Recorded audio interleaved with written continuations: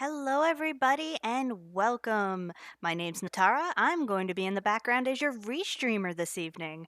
I am going to very quickly hand this off to our commentary team, which is going to be Invenerable and Poidrak. But I do want to quickly shout out Melee Wizard, who is going to be our tracker. So take it away, my friends.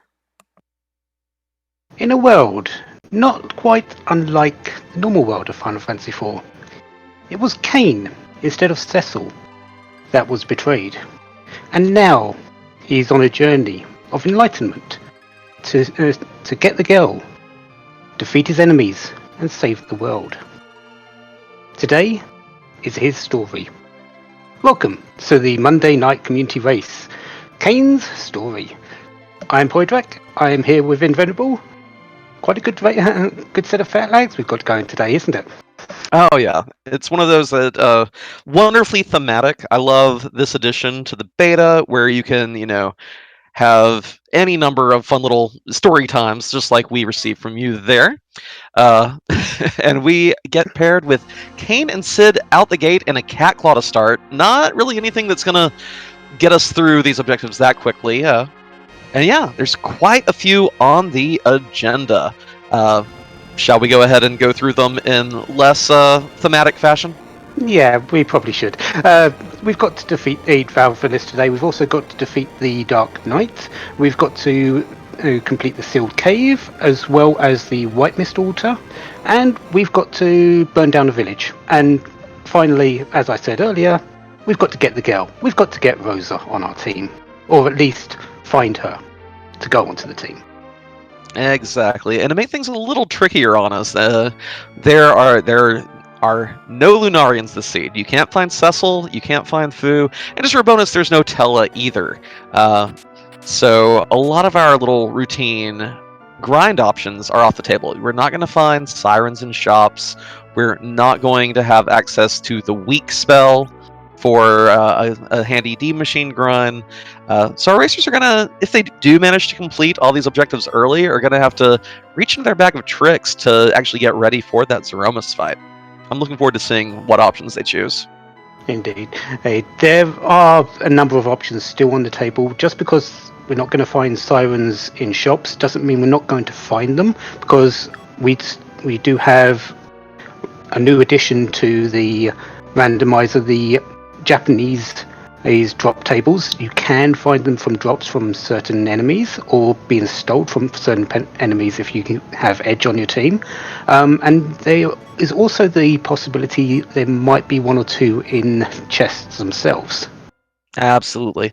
Notable enemies that you can steal or get the drops from are any of the eyeball alert style enemies, the 4 trapped alerts in the lower Tower of Babel, the searcher enemies on the giant, or even the last arm in the trapped chest on the Giant of Babel. So quite a few possibilities there. If we're fortunate enough to find an edge, we can steal them over and over. Without an edge, you just have to hope for a lucky drop. Yeah, and Edge is quite a prize on this seed. He's very powerful early on if you find him that early. I do believe he is gated behind a key item in this flag set. Is that correct?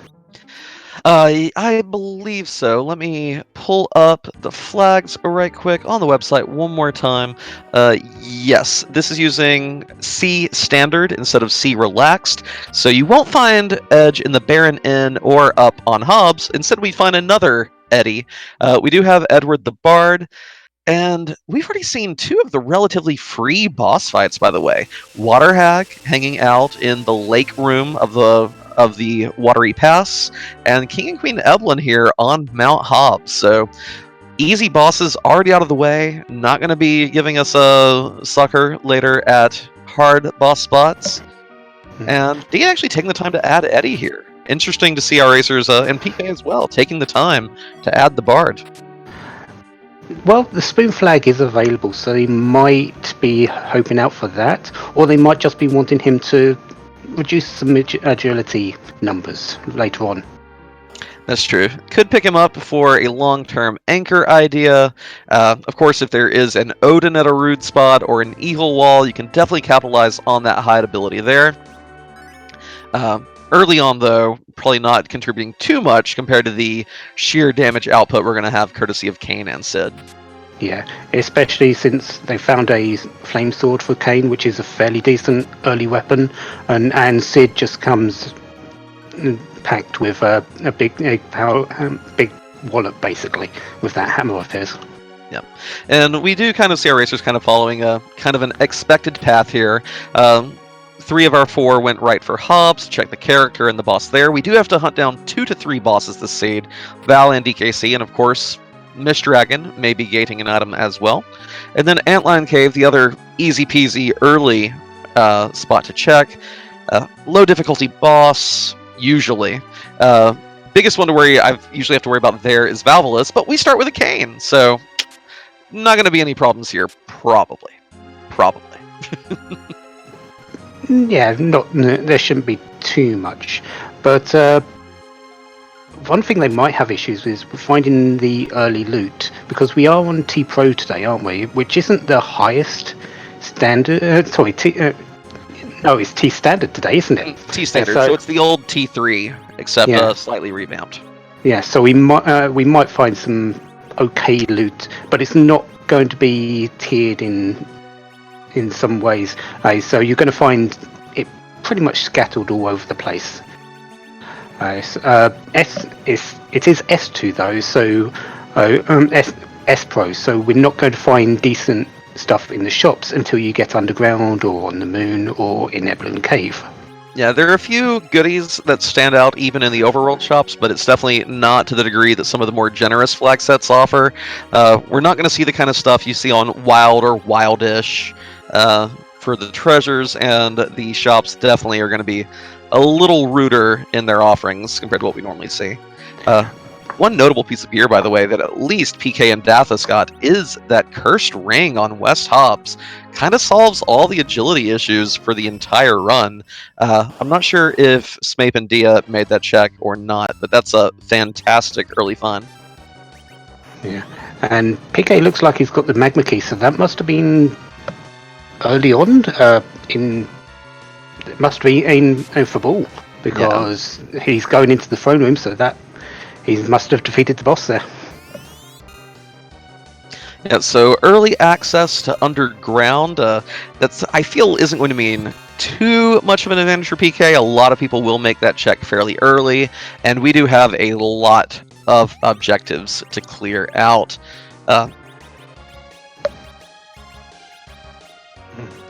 Smape, meanwhile, dealing with the Mylon 1 fight down here in Antlion Cave. We'll know fairly soon what the reward for this will be. Yeah, not a hard fight. This actually is a little bit harder than a physical fight because the attack power in this spot is very bad. Mylon at least has a little bit of magic power in here. Yeah. Funny thing, so I think Dia, although entering the fight significantly later, is going to finish it significantly faster thanks to, one, a lovely Gaia drum, coupled with a critical hit from Sid. Yeah, Dia edging Smape out here. Let's see what the Antlion Cave holds for our racers. Also had a couple of extra levels on Kane because of that trip up Hobbs. Ah, yes. Tail. Well, the no adamants flag is on, so our racers will not be able to exchange that for an adamant armor. It is still guaranteed to be a tier 7 top tier loot of one sort or another. Do have to have the hook in order to turn it in, though. So I'll be curious to see if we get it soon enough to where our racers still want that tier of loot, or if they feel their team is appropriately geared to handle any challenges that may come. Yeah, I'm sort of hoping for a holy sword from that area. Because I'm evil. Yeah, I'd love to see crystal swords pop out. Ceridian asking in chat, what is Witchburn in the flag set details? This replaces the opening Mega Nuke from the Wyvern fight with another random attack. It can be something as benign as, another tier 2 spell maybe. It could be something hilarious like Retreat. It could be something exceedingly cruel like Big Bang or Meteo to make it even worse than the Mega Nuke. So always a fun little flag to see just what waits us in that fight today.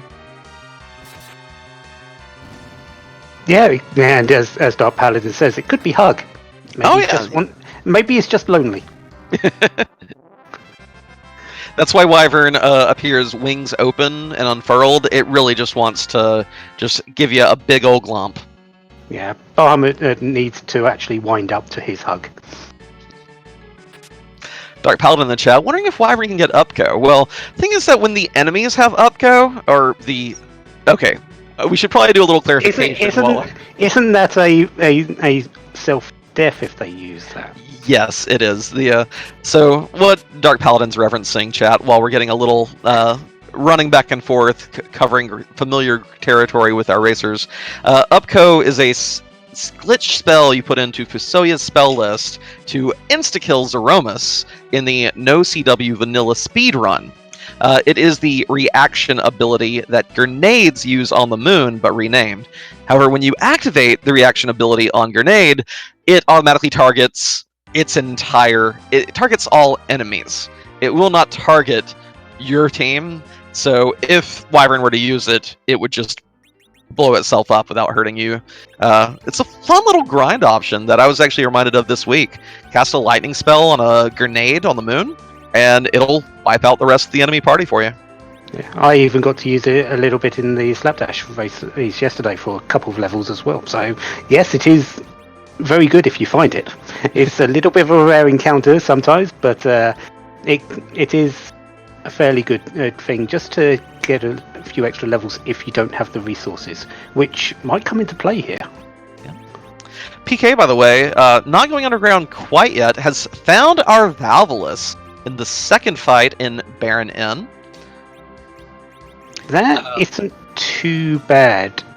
It actually might be better to, with these two characters, to stick them in the background, just not have her, not get her out of tornado form, because you won't be seeing so many of these punches that PK is seeing right now. Yeah, and this is a very, very punch-heavy location. The good news about this spot, though, is that her spin does not offer her any magic or physical defense, in fact. At least according to the most recent boss scaling stats put out by Boardface. So jumping doesn't actually do you any additional favors here, as we're seeing now with PK just swinging for the fences. Yeah, so keep her in tornado form. Just do your damage. You don't. You'll see weak and the ray, but you only be seeing a punch every second turn. So it'll slow her down in how she can do damage, and that spot is very slow to begin with. Exactly. So PK, first of our racers to have completed that Valvolus objective, gets a monk and an apple for his troubles, but more importantly, does get that quest completion. Excellent realization on PK's part to swap that setup. Like, wait a minute, can I just hit here? Because otherwise you're dealing with, like you said, her tornado script does the weak and the ray and then a hit, but if you break her out of the tornado, she counters with a punch, then she punches, and then she becomes a tornado again. So having those non-lethal attacks, very smart on PK's part to know that script and how to capitalize on it.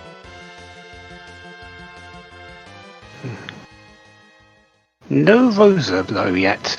We haven't seen her in any of the other spots. So Dia's on his way down just to find out anything on the underworld. Like Rosa, I would like a white mage today. Yeah, and we don't have free characters, of course, so we can't just fly around the world and check all the freebie locations. At this point, all the remaining ones are gated by some sort of key item. There's at least going to be one Rosa in the seed, but of course she could end up being behind the hook on a seed where we have a magma key. She could be after the two fights in the Giant of Babel. Very possible that requirement, seemingly benign, find Rosa, could end up being one of the hardest and rudest on the flag set. So, didn't you find out that? Didn't you find that out last night? Indeed, on a practice seed I rolled for myself, my hook was on the moon, and the only two character spots I had left to check were the hook, Cave Eblin, and the end of Giant. And sure enough, the only Rosa was the one in Cave Evelyn. After the seed, I peeked the Giant, and it was just another Sid, I believe. So yes, we could have just the one Rosa, and could be somewhere you don't want to go to. Yeah, Dia now has thrown the key down the well as well. The well as well. All's well that throws things down the well. Let's see what route she takes underground. We did see that she stopped by the weapon shop there in Agert, so maybe continuing a little shopping spree here. Going right past Dwarf Castle though, going for Tamra. Maybe we'll get a job dwarf check while we're here. I certainly hope so. It's the only reason to be here, isn't it? There's the pass. There's at least one other reason to be there. Something we've not seen in a flag set in a while. Thank you, Dia. Oh, okay, gave Kane MP. You'll love to see it. Yes, this guy will be proud. It's been a while since we've had a flag set where the pass can just be in the shop. Costs 10,000, provides that shortcut to Zeromus. It will also be likewise kind of interesting if the seed merits not bothering with it, in that if the White Lance altar is the last place any of our racers needs to go, they could end up, forgoing the use of the pass completely and just hoofing it to Zeromus.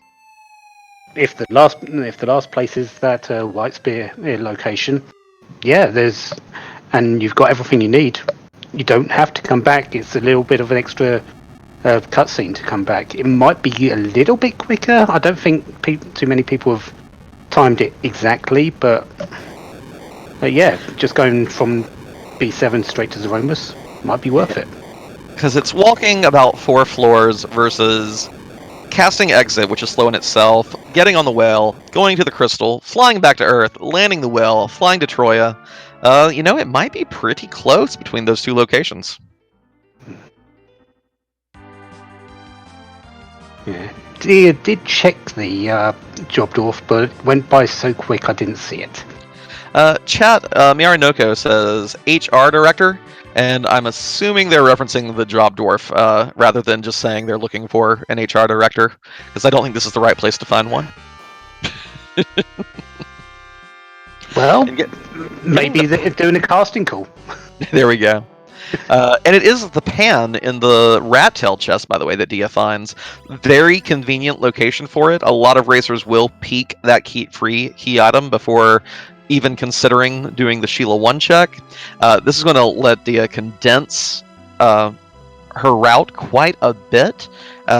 Only going to have to go to Sylph Cave once, and only going to have to go to Fabul one more time. You don't have to worry about looping back and forth and back and forth and back and forth. I'm wondering if it's randomized here. Leviathan at Leviathan. And D-Lunars at Asura. Maybe a little tricky. They will hit hard and fast, but I know Dia got at least one illusion. Any character wearing Dragoon gear will take reduced physical damage from them, as well as reduced damage from their flame attack. And of course, you can reflect their bad breath attack to turn them into lunar frogs. So, a very doable fight, but one that will consume quite a bit of time at this stage in the game. Yeah, both should be fairly doable. PK, on the other hand, is doing the... It's difficult to understand if this is still worth it with no Cecil, Teller, or Fu, but going up ordeals. Same with Daphus. Yeah, this is definitely a little more of a gamble. I do see that first chest on ordeals had a siren in it, so that's a minor payoff for these two at least. We know that one of the required bosses has already been found, so that even further reduces the likelihood of value here. Of course, we have to find certain key items to complete our objectives. We have to find at least one more boss, possibly 2 if Mist Dragon gates something important. So it's about as much of a gamble as I think could be made with these objectives, but ordeals could still have the goods. Yeah. Asura on the first spot isn't a quick fight, unfortunately. I don't think PK really has the tools to get a good win in out of this without slogging it out, and Daphus is probably in the same boat. Yeah, Dathos looks to be opting for double Starveil strats to get a reflect up on Asura. PK is using the lifelock technique, it looked like, but it appears has rotated that face around to a healing face instead of just the life 1 face. So, PK swapping strats up again. I see those Starveils coming out now. Yeah. This spot isn't too hard to get the lifelock on it, but you still do need to time it correctly. Because one missed input and you, as PK found out, you get onto the healing space and, well, lose all your progress. Yeah. Edward, by the way, actually hitting pretty hard here. It appears at least that PK gave that Mage Masher, Mute Dagger, whatever you want to call it, to Eddie earlier. So getting a quadruple damage bonus, but honestly that might be better suited going on Kane just for the jump combining with that multiplier. Might be a little speedier, but it's always good to see Eddie pulling his weight a little bit. Yeah, he has to do some things sometimes. We already know that you're a big proponent of Edward and all the things he can do. So really, let's see what he can do. Yeah, Edward, he's better than you think. And if I had to venture a guess here, Melee Wizard, admittedly I was looking at the Ordeal shenanigans.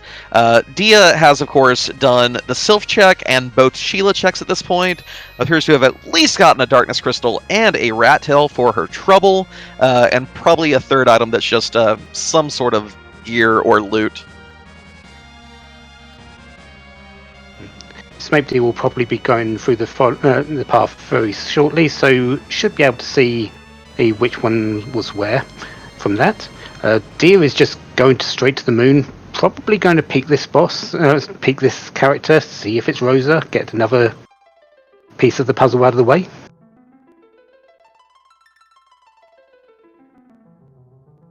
Buying in at the back attack spot, a little rude. Of course, gets an extra turn on you from speed and has 3 different body parts that all attack. Lunar character Palom, nice little black mage to add to the team. Of course, learns Virus and Quake very quickly. Will be contributing to the team in no time. Still no Rosa though. No. Still plenty of spaces to check though. I don't think anyone's checked the Sand Ruby bed. And we've still got Earth Crystal, Baron Key, Hook Path, as well as that giant. And the package. Package is a convenient one. It's maybe giving us a replay right quick so we can verify those exact key item locations. The Sylph item is the Rat Tail. Excellent. And I'm sure Smape will be headed to Sheila forthwith. Yeah. And it looks like PK has got through the Baigon, just needs to defeat one more arm. Yeah, both PK and Dath is cleverly using the Earth Hammer's item effect to do a relatively low-powered Quake, but it's still area of effect. So very nice to be able to hit those arms with it. Kind of made the fight a lot easier than it could have otherwise been.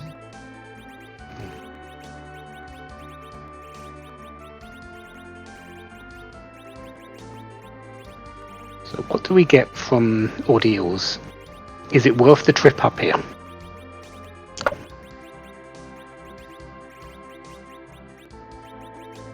Yes. Oh, required. Completely required. Sheila 1 is the Darkness Crystal. Smape, you're not going to turn that pan in, buddy. There we go. Sheila 2 10 are article fellows? That's not too bad, considering, and we don't know what's up on the moon yet. Yeah, we've seen D Lunars down in the Fame Arch as a place that they take dragon weakness. We have seen a samurai bow, Artemis plus samurai, very potent weapon combination for Sid. And it opens up the twin red dragon and trap chest if you find it. It has a potential source of experience. Oh, because we've got plenty of who can wear dragoon gear. Sid and Kane can both do that. Sid can use those bows and arrows. There you go.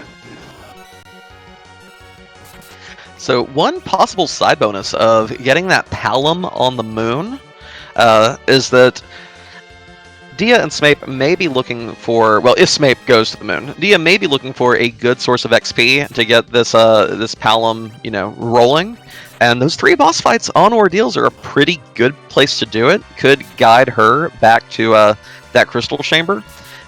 Any racer who thinks, just scoffs at Ordeals on this flag set is going to have a really rough time this race, for sure. Yeah. I think we've both seen it in our practice ones that Ordeals is just, it has something. you don't want it to, because it's such so long-winded and not much gain for the characters, but it has something. And of course, Dwarf Castle, you'll do your 2 boss fights because you want to check the character and the key item. The character will not be a Rosa, and the key item will be a Holy Sword. I'm going ahead and calling it. It's like, oh great, what am I supposed to do with this flag set? Yeah, but what character could be picked up that you don't want to take? Another Kane, obviously. God, he's the worst. Oh wait, he's the hero tonight? Oh, I'm being told by our producers that I need to dial it back on the Kane smack talk. Who put Nitz in charge? We know where you live, and we will find you. Okay, yep, I just heard the producer as well, sorry.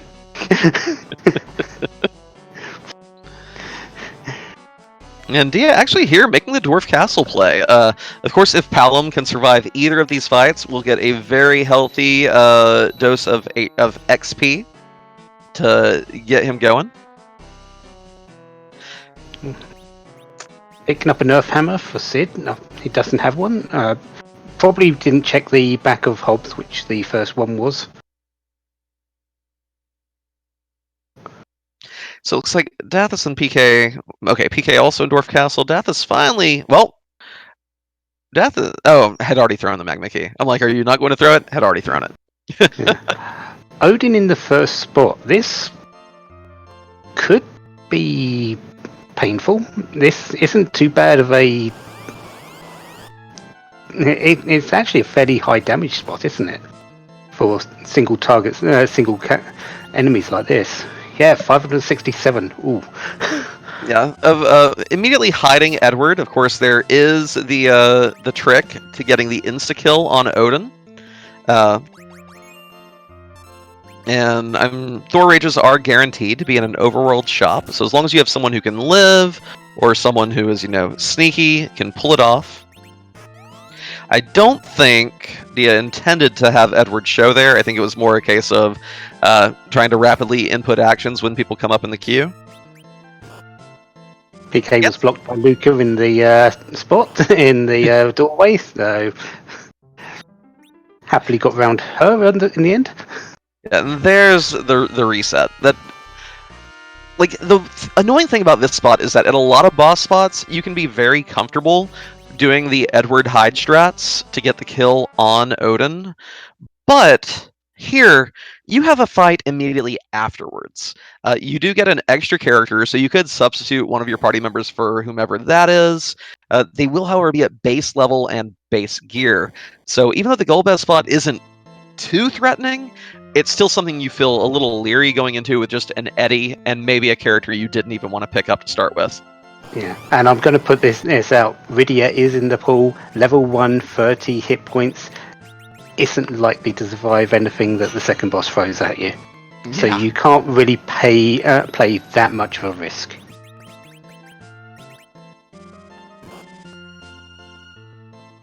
Now, one thing I am curious about is I think I saw some of our racers with a lightning bolt in their inventory earlier, which is HP-based lightning damage. It still gets the multiplier on Odin, though. So these Sids throwing... Yeah, I see one right there in Smapety's inventory. That can contribute a lot to damage in this fight. Honestly, we could see a situation where this can be handled just by zerking a character to take care of the... Zerk a character to help clog the queue, and just pump out that damage to get through this fight. Definitely a possibility. Looks like Dia's going with the I'm going to jump over every single Odin. I mean, apparently trying to let Kane be the hero, as befits the flag set, but that timing is so harsh. Yeah. Uh, And Honestly, I would dare say that the D Lunars fight at Asura is easier than this one right now. yes, uh, you've got more ways to deal with it. You've got Yang with a fire claw, or although he's still at base level for the, isn't going to do a whole lot of damage, but it's still the weakness of the D-Lunars. And once they're frogged, if you do that strategy, which is probably the best way at the moment, they won't be doing anything to you anyways. Yeah.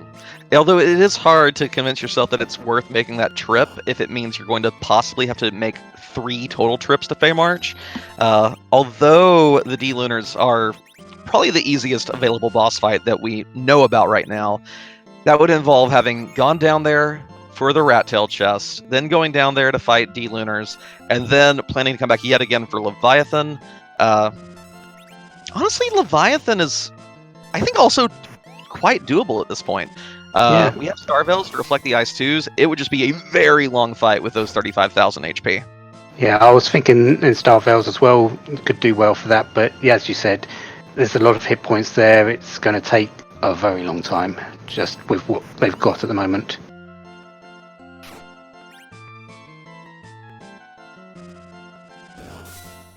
Yeah, Dia just needs to hold back on that Odin just a hair.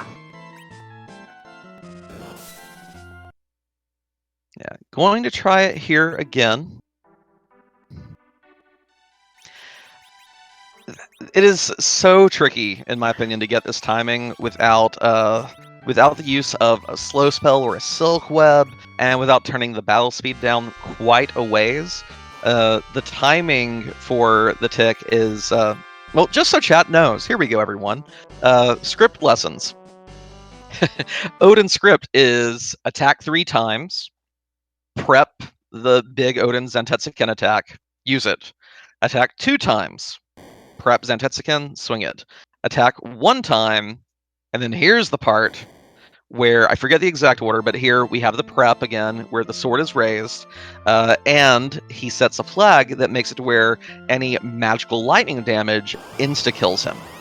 And it's very tricky to get in your unhiding at a point where you don't die to the physical attack. Let Odin change his flag, get a lightning attack off. It's very hard to time all those with Odin going as fast as he is right here in this spot. Yeah, I think you only have 2 to 4 game ticks to get that lightning damage in, something like that. Yeah, and I've tried and tested, and although other people say they've been able to do it otherwise, for me, if I don't have Eddie out to see the first swing, I am never able to get the actual lightning off in time. Which means got it that time. that's really great for Dia, having both characters alive here. It means one of them will survive that bop. Now, is the timing right? Well, we're about to find out. It did. But now here's the other shoe that has to fall. What second? Yeah.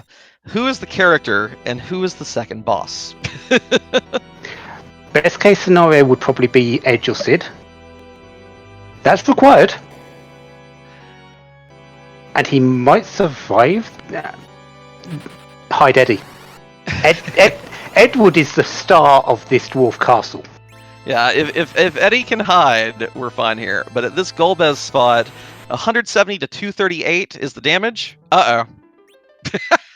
All that work. All that beautiful, beautiful swag on Dia's part, and Pain Man coming to take it all away. Just says no. That's so incredibly rough. But it's one of those possibilities that you're aware of when you're doing the swag strats here. That it the worst of luck could come to pass. Giving it another go, though. Do you think it might be going too much now to give this another go? I appreciate the level of commitment to this. Like, you kind of have to ride out your gambles. At this point, I would be telling myself, well, if this isn't it, I've lost the race anyway. And moreover, we know the Dark Knight Cecil is required. So, I don't know. It's hard to say. Yeah, but just going out, getting a couple more levels would make this spot just so much quicker and easier. Also true. That cursed ring, like Miare said in chat, would also do a lot of favors here. It would quite possibly make it to where that Eddie can hide before a dark wave comes out. 261 HP will be enough to survive even the worst dark wave. The max it can do at Golbez is 238 damage. So as long as Edward stays hearty, should not be a problem. Where did did he have a gold apple in his inventory? Because that's the only way I could think Edward just got an extra 100 hit points at that level. Yeah, I believe there was apple consumption.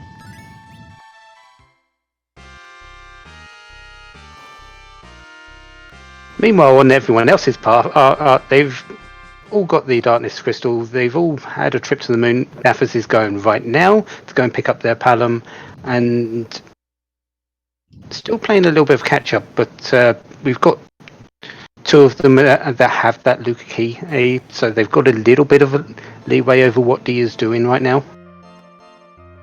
That's another good point. Dia will probably not be inclined to do that ordeals check for all the reasons we've said earlier. The flag set definitely tries to make it as low value as possible, and Dathis and PK just got very fortunate that it came up with an absolutely 100% required item.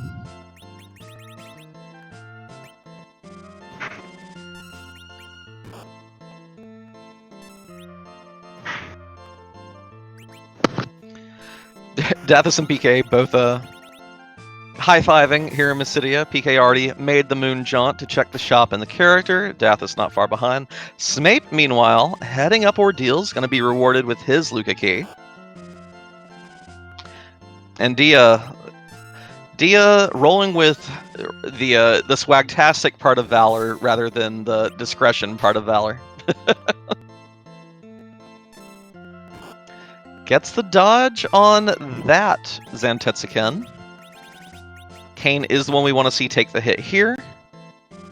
So looking good, looking good. Let's see if this Thor Rage comes out at the right moment in the script. There we go. I think Dia is in great shape to pull this off this time.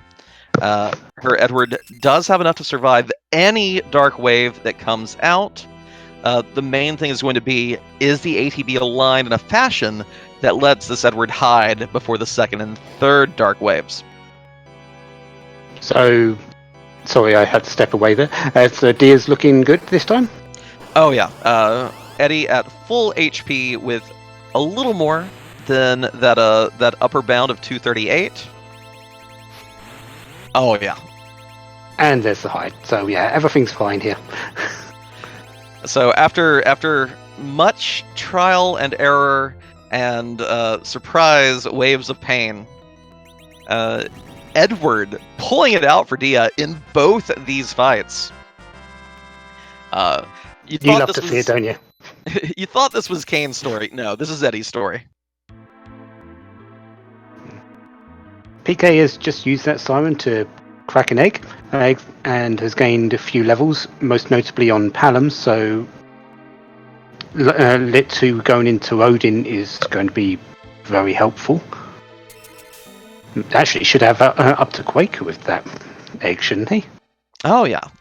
So, I think one egg is enough, especially if your Palom is 5 levels behind and gets the slingshot bonus. Let's see the key item reward for Dwarf Castle. Music? Ooh, music. So we may be in for a treat. Again, if Dia feels compelled to commit to that check after how much time she spent on it, we're going to be getting some tunes here in a moment, chat. Looking like a beeline right now.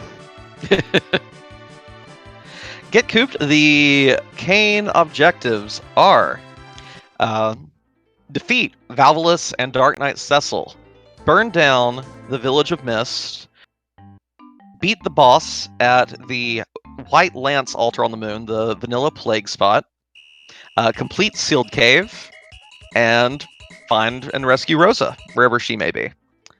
So those 6 objectives will get you the crystal, and then you still got to beat Zeromus for good measure. We love our Z-sprites.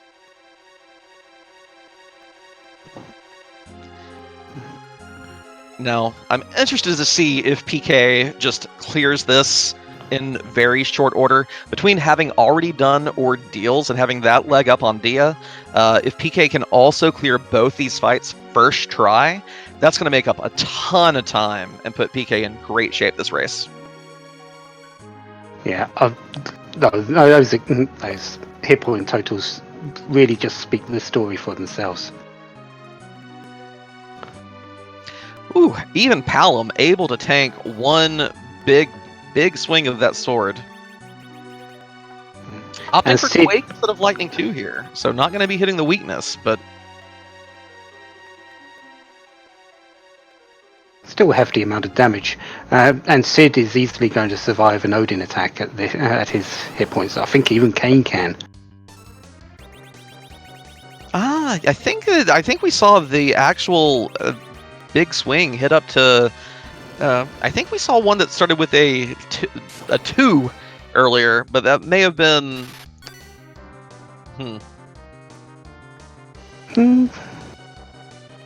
You might be right. Yeah, I might be just thinking of his physical attacks.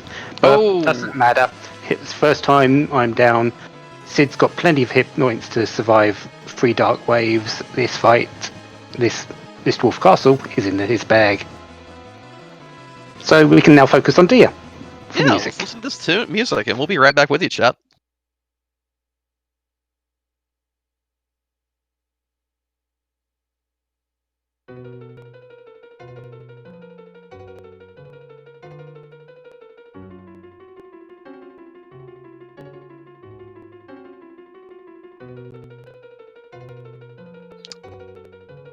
The laws of the universe mean nothing.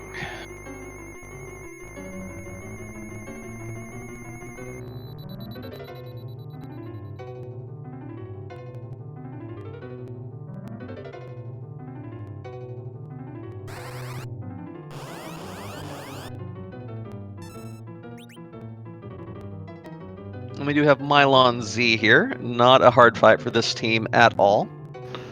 No. When did the number on the game turn up by 1 and go straight to the end boss?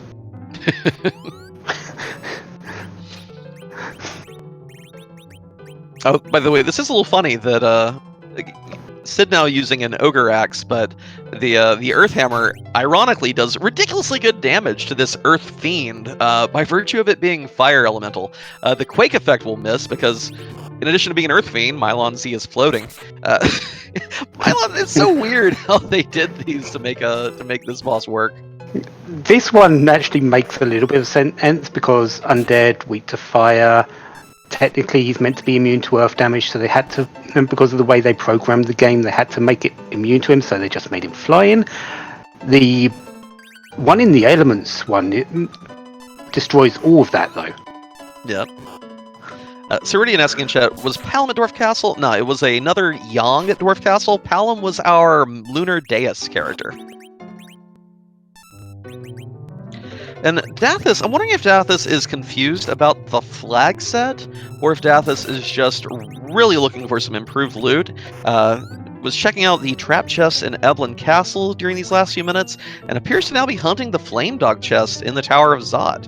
So I'm curious if there's some piece of gear that Dathis really wants to power up his team, or if it's just I need a few more levels before I tackle any of these harsh bosses.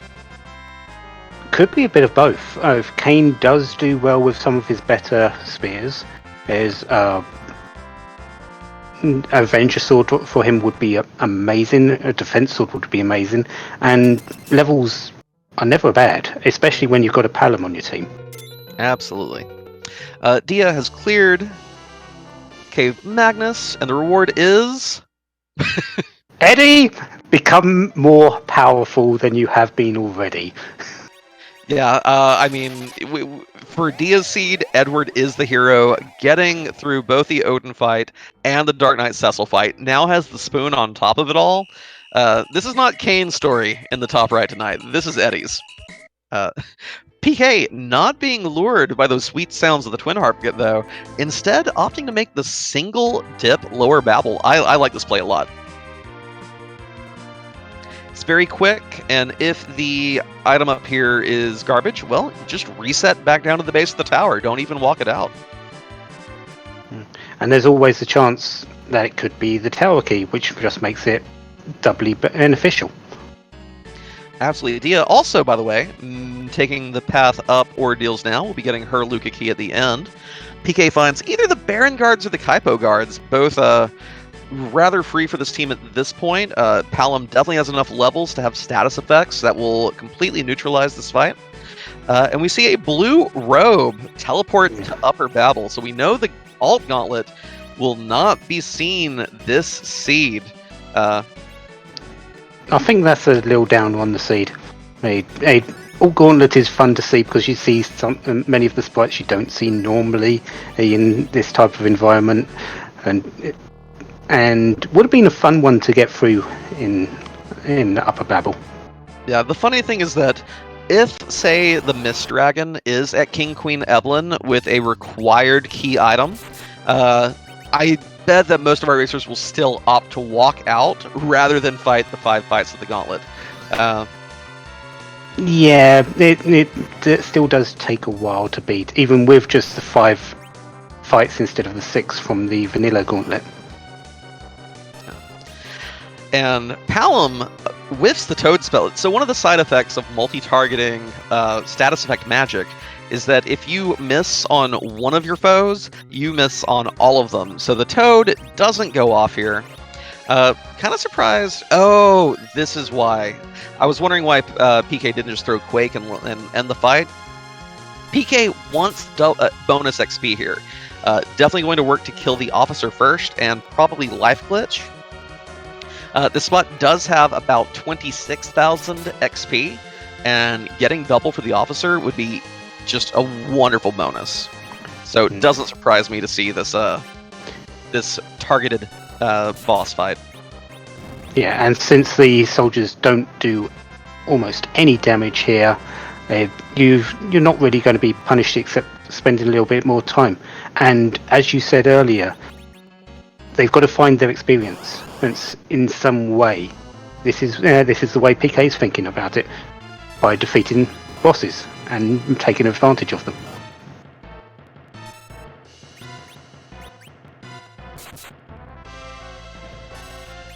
I wonder if PK thinks that maybe they are immune to Toad, or if he just doesn't want to take another chance at it whiffing.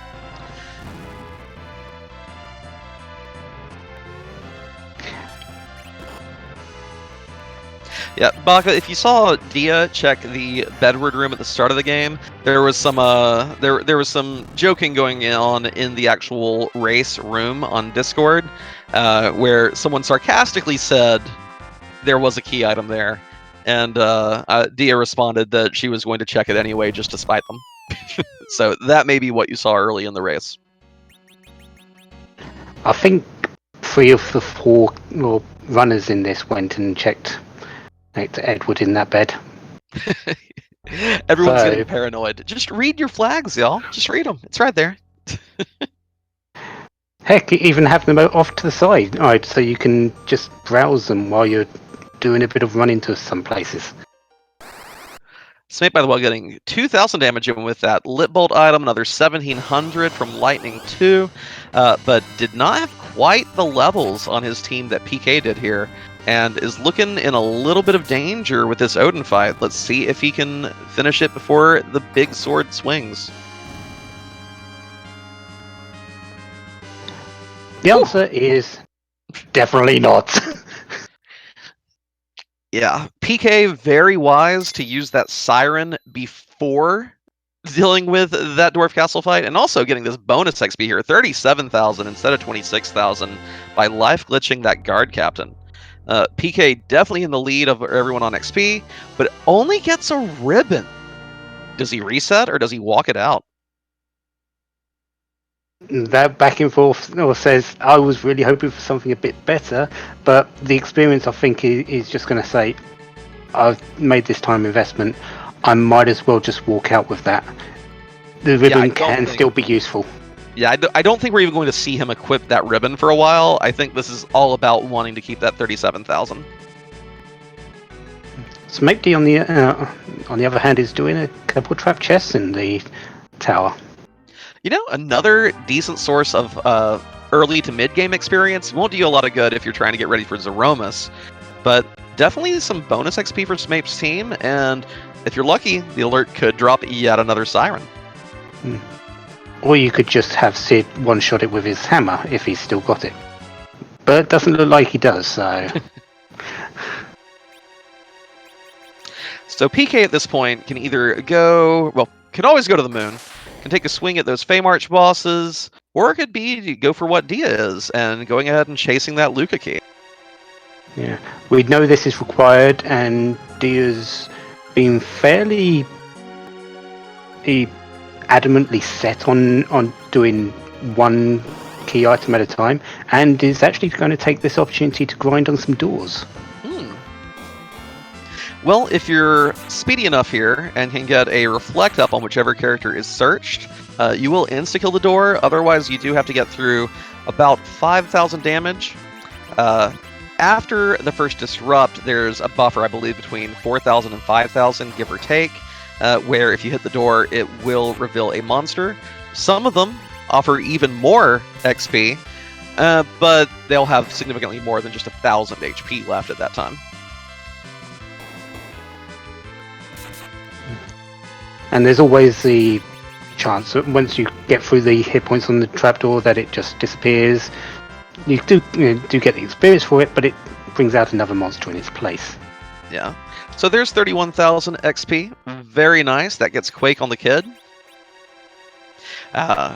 Dia probably feeling a little worried knowing that this was a possibility instead of the as swagtastic as they were, the trickier and costlier methods that we saw her use to beat Dwarf Castle earlier.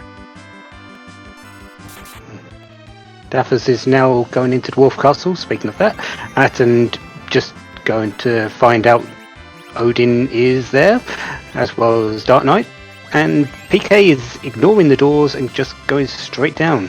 With those extra levels, definitely the advantage of that Siren plus that Kaipo Guards fight. Levels are looking great on PK. No White Mage. That's still a cause for concern. There are definitely some fights down here that we can see at the Evil Wall location that'll be very, very rude. Anything with magic attacks is dangerous down here. Exactly. Physical, not so much, apart from being very quick. But anything with magic, you're just going to be taking in a lot of damage straight, bit after bit. Yeah. Baron Key, though, that is a character location. That could be our Rosa. Oh yeah, not a bad find at all. Anything that gates a character, happy to see. And a couple more bosses. You don't have to go chase things on the moon if you want to try to save that White Lance altar for last. So pretty good pickup. This isn't bad. Yeah, Antlion, definitely a rude fight in some locations, notably moon locations where it hits hard and hits fast.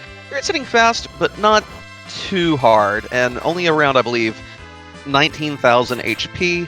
Gonna be able to get through this without too much trouble. The main thing is we're not gonna see a whole lot of melee attacks from that Sid. But Kane has Jump, Yang has Power, the kid has Quack. And then Sid has his hammer, which he is using, but counters miss. Counter whipped, even better. Smapedy's up in the last arm chest. 800 XP ain't too bad. There's our holy sword. Guaranteed at least one holy sword per Cecil's Seed, right? Wonder what he's thinking could be up there. Those lit arrows aren't too bad to find, though, considering he's still got to get through Odin.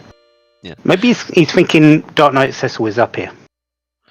Could be. Although I don't want to fight Dark Knight Cecil at some of these spots. The CPU spot is the tied for the hardest hitting one in the game. Eddie, can manage it there. Maybe he intends to do a Mac Giant grind. That's a possibility.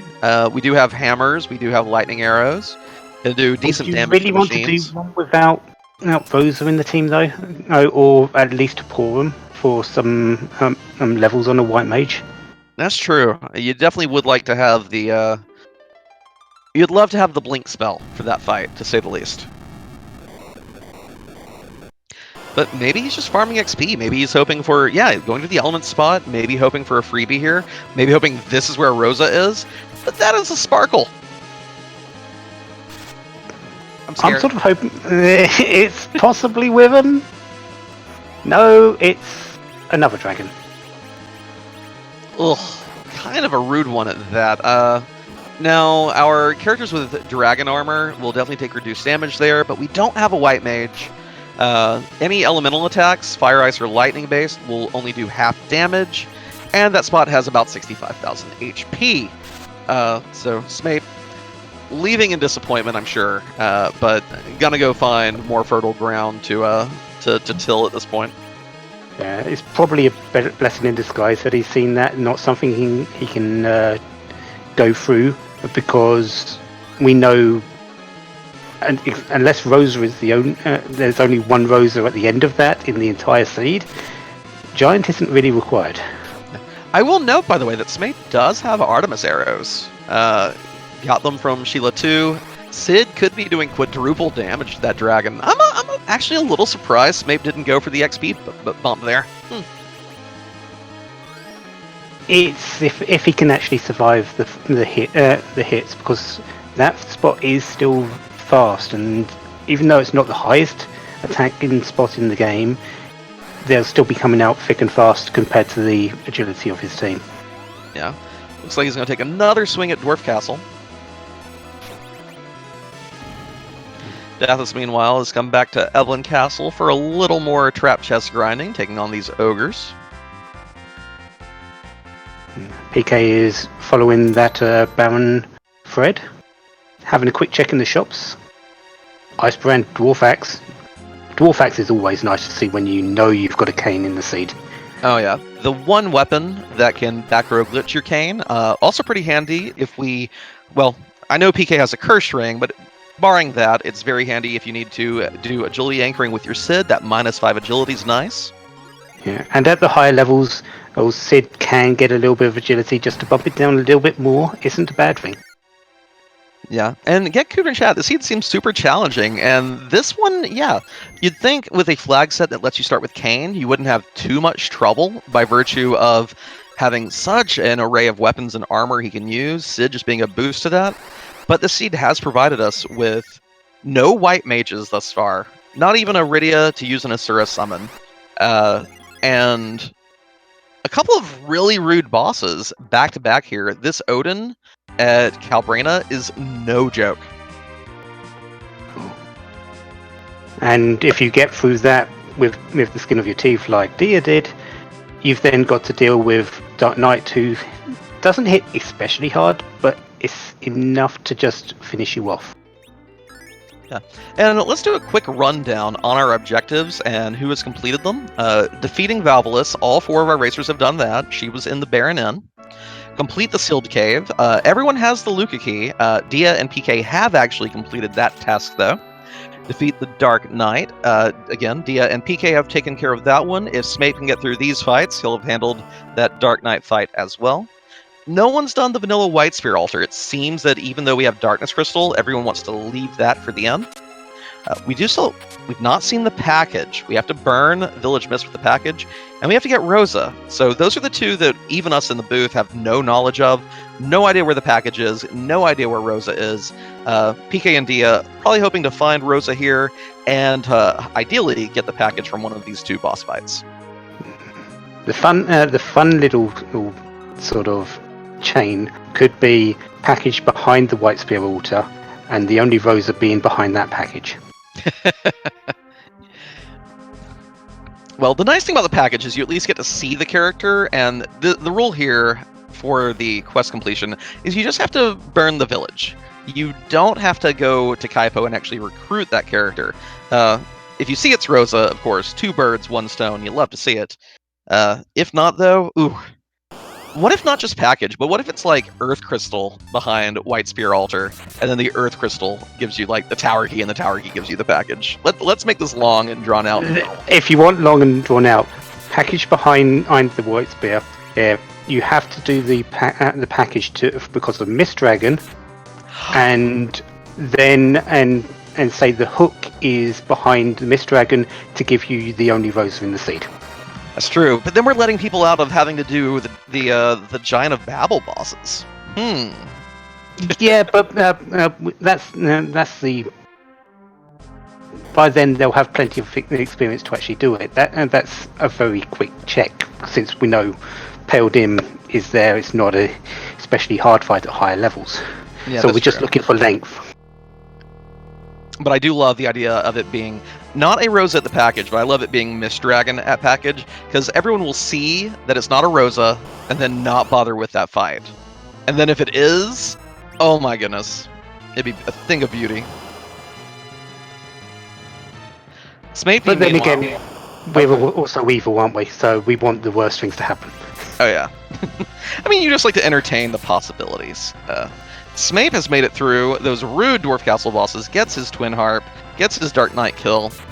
If he chases that harp, we will get a little bonus music, of course. But lots of options on the table for our racers. Either of those Feymarch bosses can have a key item. Any of the Moon bosses can have a key item. What we do know is that Baron Castle is not Rosa, it's the second Palom. You know, not the worst. I mean, just having, as we saw on the Slapdash last night, where we just had Edwards, Roses, and Paloms, multiple Paloms, get those levels on them, and they will tear through pretty much any boss fight in the game. Smape D dancing with the Chocobo. And is off to the Twin Harp, so we are getting a little bit of encore of music.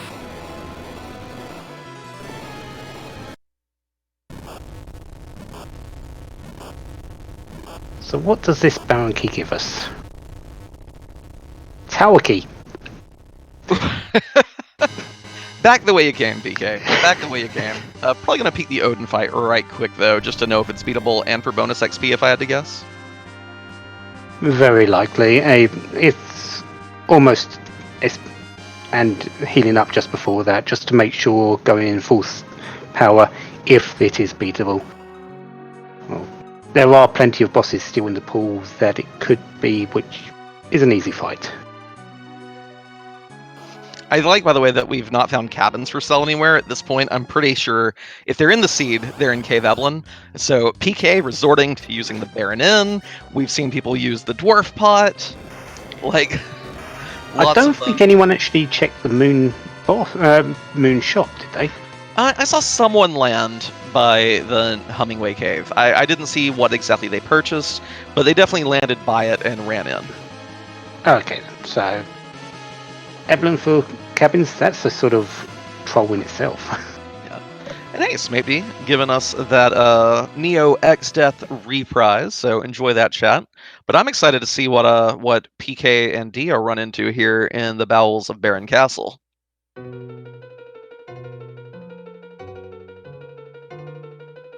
Octomam is going to hit hard, but once you get through the first few hits, it actually gets easier. And PK definitely has the levels to endure. Yeah. Considering it's the Odin spot, the punches aren't actually that bad, are they? They're going to come fast, but they're not bad. Yeah, not the worst. So at this point, we have... Doesn't like that Palom, though. It really hates that kid. That was pretty funny. And hitting the front row pretty dang hard. 800 on Sid. Wow, doing the single target here. So Dia and PK are kind of in an interesting, counterpoint situation here. Dia has completed one more check. well, kind of, than Dia, having gone and done the Twin Harp, being rewarded with a spoon, making Eddie a melee monster. PK has extra levels ever so slightly by virtue of having done the Kaipo Guards fight at the top of Lower Babel. Getting that tower key, though, means Dia gets to do all of Lower Babel in one visit. So, although Dia lost quite a bit of time at Dwarf Castle earlier, she's in great shape now, pretty much neck and neck with PK. The Especially, levels aren't as disparate as you might think if you just look at the hit point totals. 1990 on Young compared to on PK's Young to 1880 on Diaz. That's one level. yeah, it's ever so slight at this point, just because of how far along we've come and how many bosses we've seen. So I would actually give the advantage to Dia in almost every way, especially since she only needs to do one go through of the tower. Absolutely. Oh, and it's an Earth Crystal here. So again, decisions must be made by our racers. Earth Crystal, 2 characters though. Still got to find a Rosa.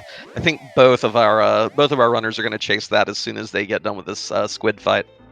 Yeah, the Earth Crystal makes the most logical sense since it's it's guaranteed 2 characters, and we need to find that Rosa. Tower key can only give you key items, although we still need some. It's not guaranteed to be, say, the package. And chat pointing out also the subtlety that let Dia catch up in levels so quickly.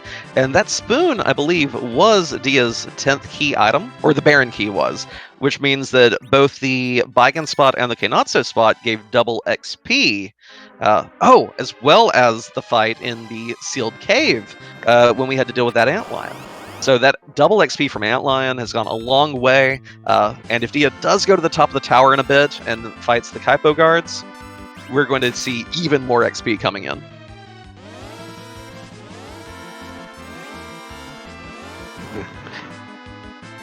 Smokey and Daffers have put a lot of emphasis on these trap chests. Again, if you don't have a white mage, it can be very uncomfortable going into harder fights without wanting to grind a little bit extra first. And I can see that motivating a lot of these decisions. It's just that the trap chests in Lower Babel don't really give a lot if you're taking them out quickly. Yeah. I don't know. It's something to keep in mind and ask them about in the postmortem. Daffus is giving go ahead. Dwarf Castle another go. And PK definitely falling behind D at this point. Opting to chase this harp, which we know is a spoon. PK's already gotten rid of his Edward. Probably won't be going back for him. So this definitely is a pretty hefty setback. PK had a good advantage for a while, but that's pretty much faded at this point. Luckily, though, we at least get another dose of Neo X Death music. And that's always a bonus.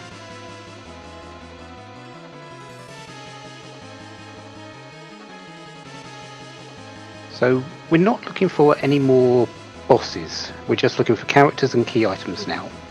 Exactly.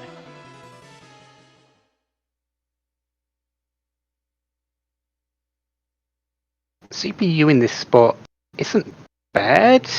It's annoying, you could say.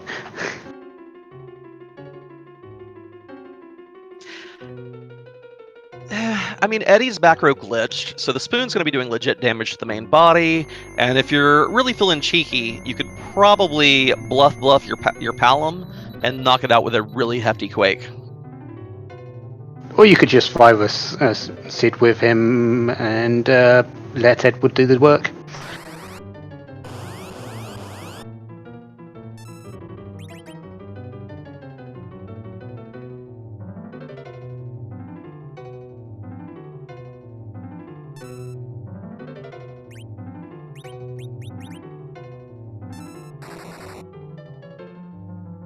Smoked has got through the guards up the top of the Lower Babel.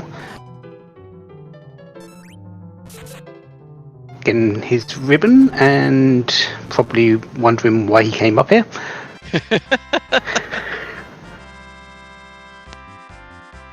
Of course, spoon ribbon for Edward isn't exactly bad.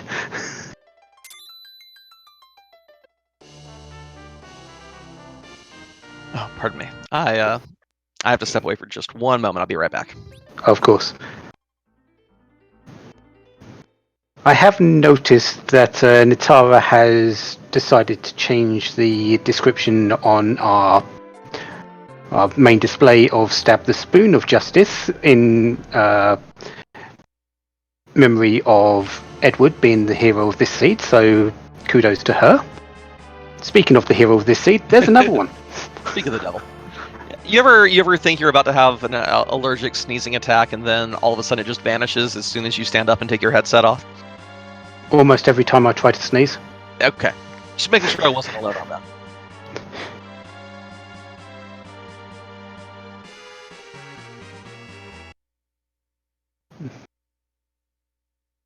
So PK running a little bit behind the but Oh, I love it. shall we just make this an Edward percent just for the heck of it?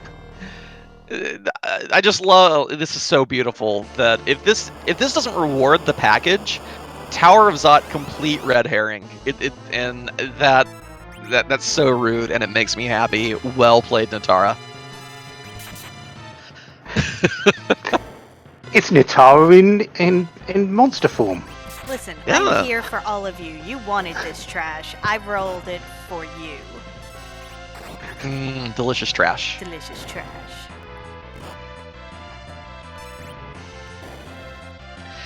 So after this, Poitrak, if this is not the package, where do you go next? For Dia, Tower.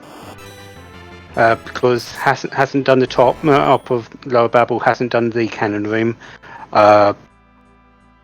That would be my next play, and then after that, Moon. Go and get levels. Go and do the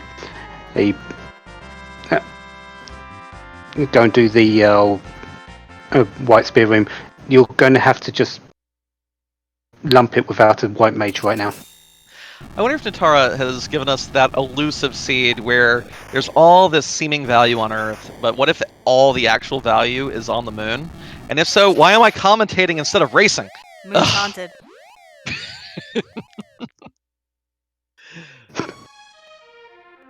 Right. Well, you just got your answer. There we go. She's the voice in the wind. Only a protect ring. Oh, the cruelty. The cruelty is just being poured on. Going through Baron Castle to not get a Rosa, just getting a second Palom. Okay.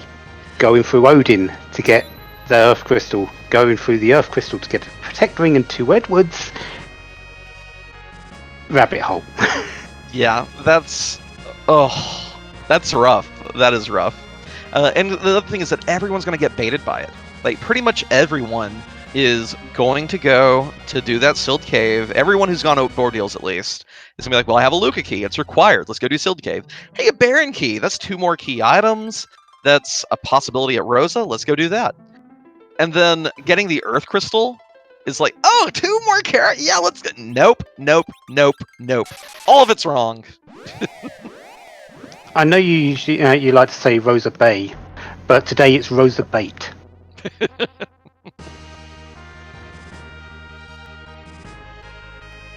Dia was making tracks to go to the Lunar Subterrane, but has made a quick stop off.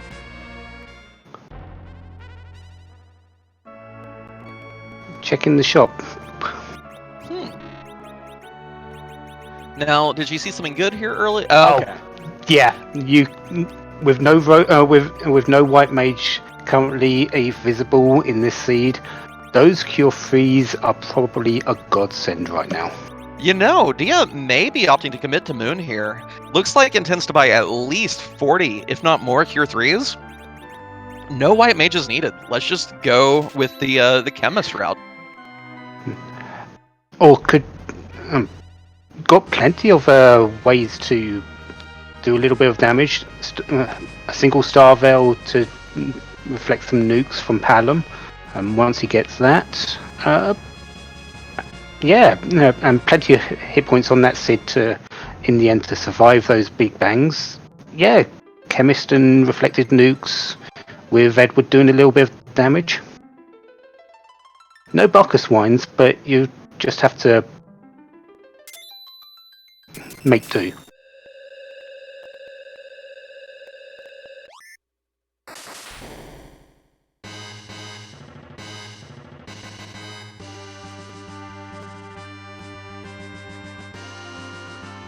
Makepedy's finishing up his key objective of defeating the Luca Cave.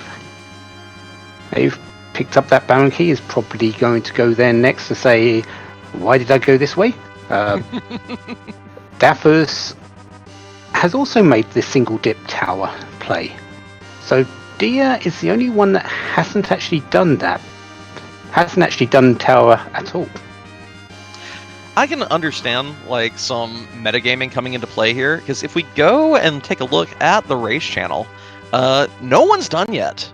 And there are a lot of really good racers in this one. I forget the exact count. I'm going to hit up the bot with details just to get that number. We have, oh goodness, that's 5, it's like 14 or 15 racers. And no one's done yet. So at that point you start to think, I've done all these rabbit holes. Someone probably, it's unlikely everyone else did the same rabbit holes I did. Dia also has to think that she lost a bunch of time on those Dwarf Castle resets. So I can understand switching gears, making this gamble at this point, saying, okay, enough of the easy stuff. Let's go to the moon and hope that it's behind one of these boss spots. I feel it. Yeah, skipping out on the White Spear location, going straight to the ribbon spots, the Vanilla D Luna area, finding Dark Elf, which isn't a bad fight here. You're not going to get as much experience, you're not going to get the full 200,000, because of the way the experience is split between the two halves of Dark Elf. But it's still a big bunch of experience that's going into your team.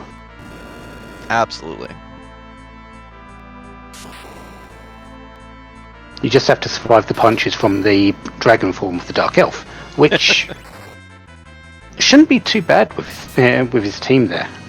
Yeah, and of course, Palom will have stop by this point, so even if you don't have hourglasses to spare on this S Pro flag set, being able to cast even stop to slow it down for a little bit can be very, very helpful.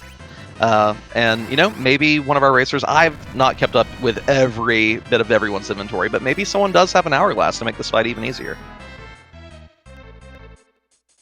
Well, he was saying about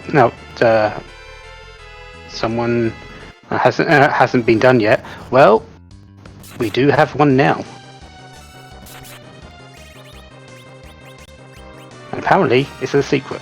That secret has finished in first place with 1 hour, 17 minutes and 12 seconds.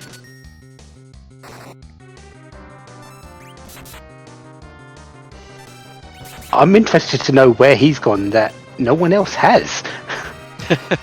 Well, you know, I have had a hate-hate relationship with Feymarch bosses, but again, both Leviathan and especially those D-Lunars, very doable at relatively low levels. So entirely possible, got the package from one of them during an earlier visit.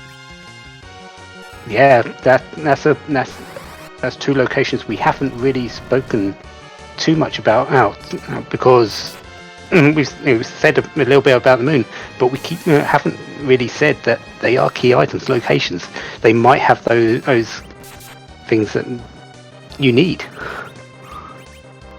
Yeah. And of course, with that dot done, all our other racers will be now frantically metagaming, thinking, oh great, where do I go? I mean, everyone knows, at least our 4 featured racers now, all know, Ordeals is required,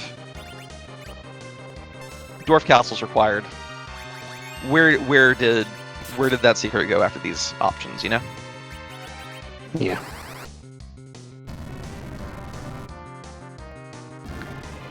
That tower key might be a play.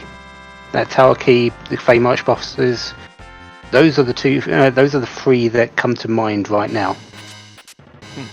Peter asking in chat, what have you missed? Well, on this Kane quest heavy seed, which Stardust Rod and the defense sword, Kane's ultimate weapon. Overall, we found a magma key in Fabul from beating the gauntlet and talking to the king. Sheila 1 then had the darkness crystals, so that unlocks all of the earth and moon except for what's gated by Hook. Mount Ordeals had the that's a wyvern. Mount Ordeals had the Luca key required for clearing the sealed cave. Valvalus was in the Barren Inn. Dark Knight Cecil was in Dwarf Castle. That's cute. Well, when you thought you couldn't have enough of CPU. So, the things that our racers and we in the booth don't know are where is Rosa and where's the package? Those are the two things we need.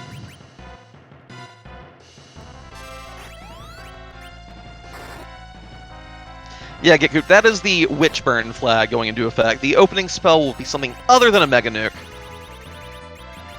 In this case, we get a very, very fun-looking Globe 199 from Wyvern. Luckily, only single target, because if it wasn't, he'd have a dead party on his hands. Yeah, that's one that is not reflectable, so in some ways even worse than the Mega Nuke. For what But it's worth, is required as well in the White Spear location.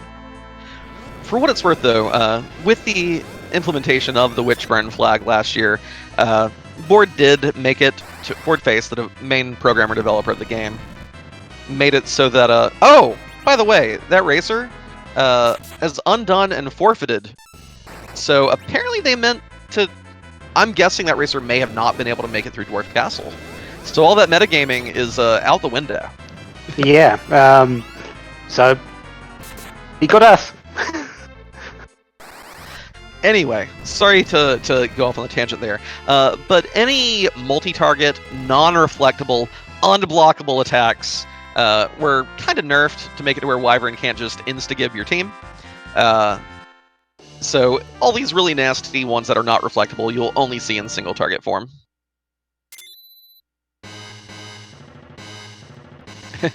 So that secret making everyone panic with the dot and the I reversal. think I might know what's happened. Before the race began, Nitara did have a little bit of a false start on the flag, and I think that secret got that flag instead.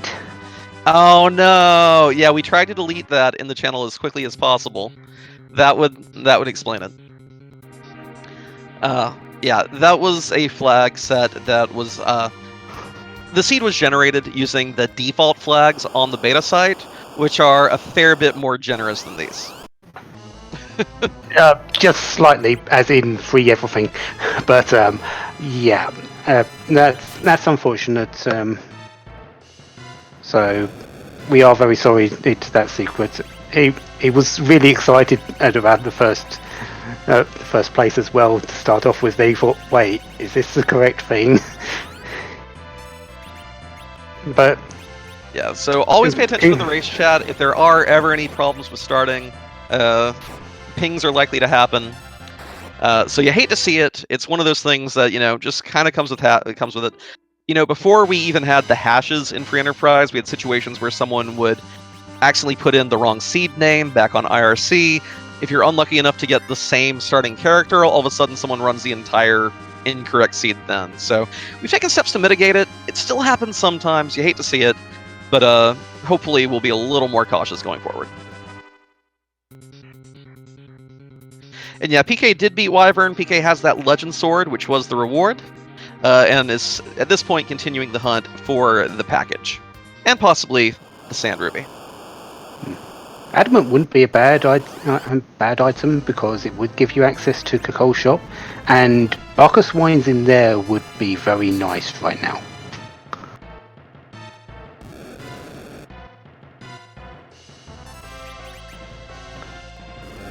Especially if we're going to go the the route of no white mage for Zeromus. At that point, you really want to get Zerkin, Zerkin, Zerkin with all your melee fighters.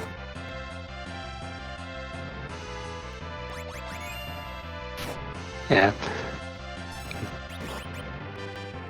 So that secret in chat stating the amazing team that everyone would like right now from in this seed. Oh, yeah, everyone would love a Fusoya. Everyone would love one. Unfortunately, Zemus defeated the Lunarians a very long time ago, and well, he's not available. Whew. This Rubicante at the Ogopogo spot, using that really powerful Magicka stat, doing the like 9,000 damage glares. Of course, fire 2 counters if you do basic melee attacks, so very thankful to have both jump and power as options. Yeah, and the fire 2s in this spot do about 300 to 350 damage. And those punches aren't exactly bad. There's actually a handy bit of Ruby's script here that Dia could take advantage of. If you cast a fire spell on Rubicante, Ruby will counter by doing life 1 on your full team. So save those potions, let Ruby do the work for you.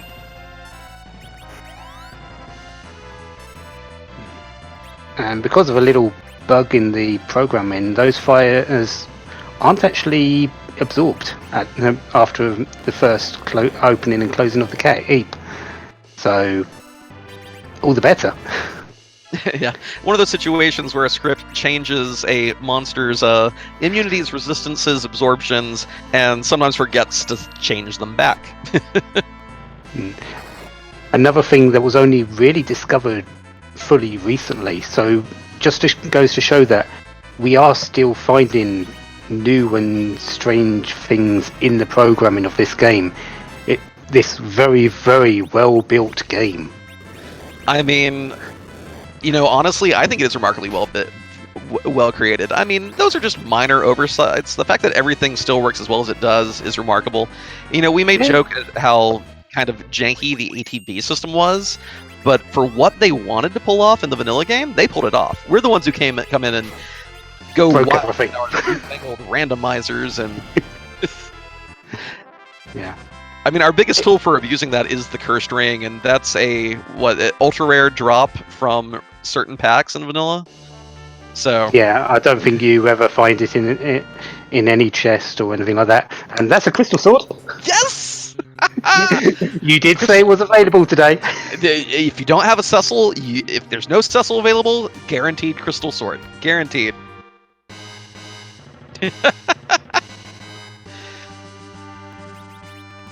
MTI, would you say that you love it? No, he can't love it. It doesn't give it 0 stats. That's true. Well, it gives this team 0 stats because there's no Cecil in it. But got him.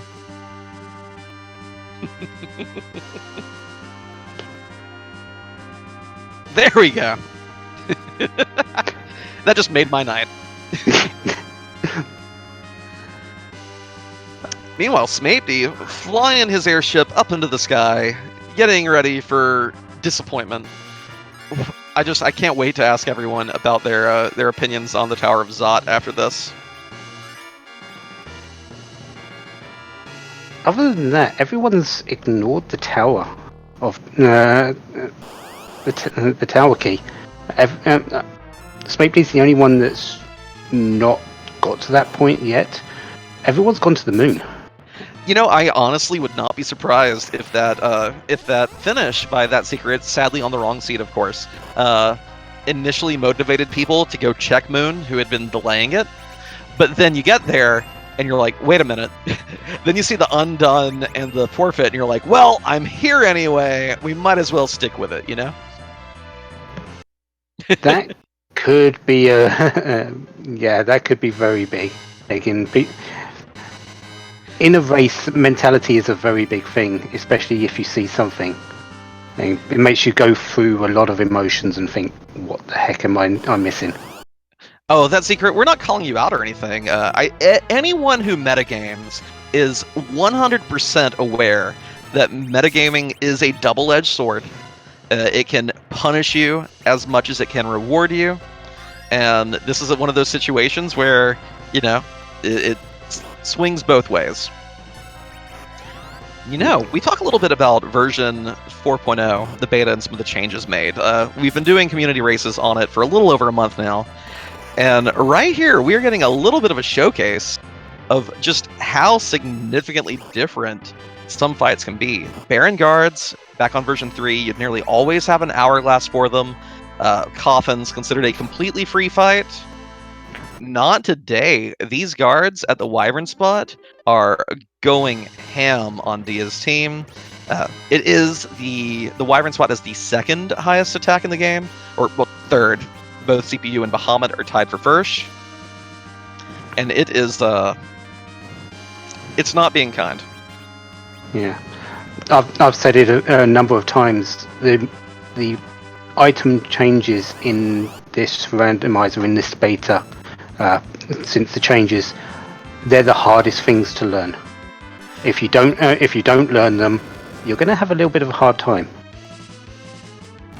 This is even better, by the way. Okay, so Dia does not have tents, does not have ethers, does not have elixirs. Dia's Palom is out of MP. Dia really wants Palom to be able to cast Frog in the fight with these Baron guards. So we're seeing a situation where Eraser is taking a random encounter so that they can use the Psych spell to get some MP back. But none of his characters have MP. Oh yeah, who gave Kane MP earlier? Oh Dia no, did. Kane had 88 MP, but the Warlock stole it first! You only have 10 left! The Warlock stole it first! No, he only had 10. I believe that was a drain spell. Oh, my bad. Oh, okay. I was like, wow, 1, that was a lot of Soma drops used when I wasn't watching, but okay. Oh, I was getting so happy. But 10 MP is enough to cast Frog, I think. So, I was really hoping that was an Osmos from the Warlocks. That would have made me so happy. Palom's just got to actually Land cast the spell. it. It's not an instant cast spell. It has a fair amount of delay, actually, I believe. Ooh. Guards not having it. And they aren't exactly slow in this spot either. No. Again, I think Dia is playing this entire seed at battle speed 1, which when you're trying to get spells off and you have an anchor who I'm pretty sure that Sid is rocking the cursed ring or something to keep him slow. The monsters are not going to be hesitating at all. I would definitely turn my battle speed down here and, hope to have a little more time to get the spell executed. Possibly put that Kane, swap Kane and Edward as well. They'll have Kane maybe absorb a couple more of those hits in the back row. Ooh, another great plan. Nice low roll on Palom that time. Gets the spell off. Does it actually land? It does not. Toad has remarkably low spell accuracy. And even with that Stardust Rod that Dia picked up from the D Lunar's vanilla location, not quite landing it. Putting Palom down the middle for that accuracy boost, just like chat's suggesting. Let's see if this gets the spell off fast enough and actually lands it. Also putting a silk web onto the guards isn't a bad idea. No, not at all. Just slow up those actions a little bit. Palom isn't exactly the fastest character in the world as well, so... Ooh, big ol' hit. But putting him in the center does make him automatically relative agility 5, but it's enough with the accuracy to get those guards toaded. Yeah, there we go. Finally get some toaded. Gonna life up the team. Probably gonna life glitch one of the guards for bonus XP. And Maggie in chat, what does Dia need to win besides Rosa? Also needs the package. You have to burn down the Village Mist. have sworn at least one of our racers found a coffin earlier, and if these guards are required, whoever has that coffin is going to be very happy. Moon has not been nice to people today. The bosses up here haven't been that particularly easy.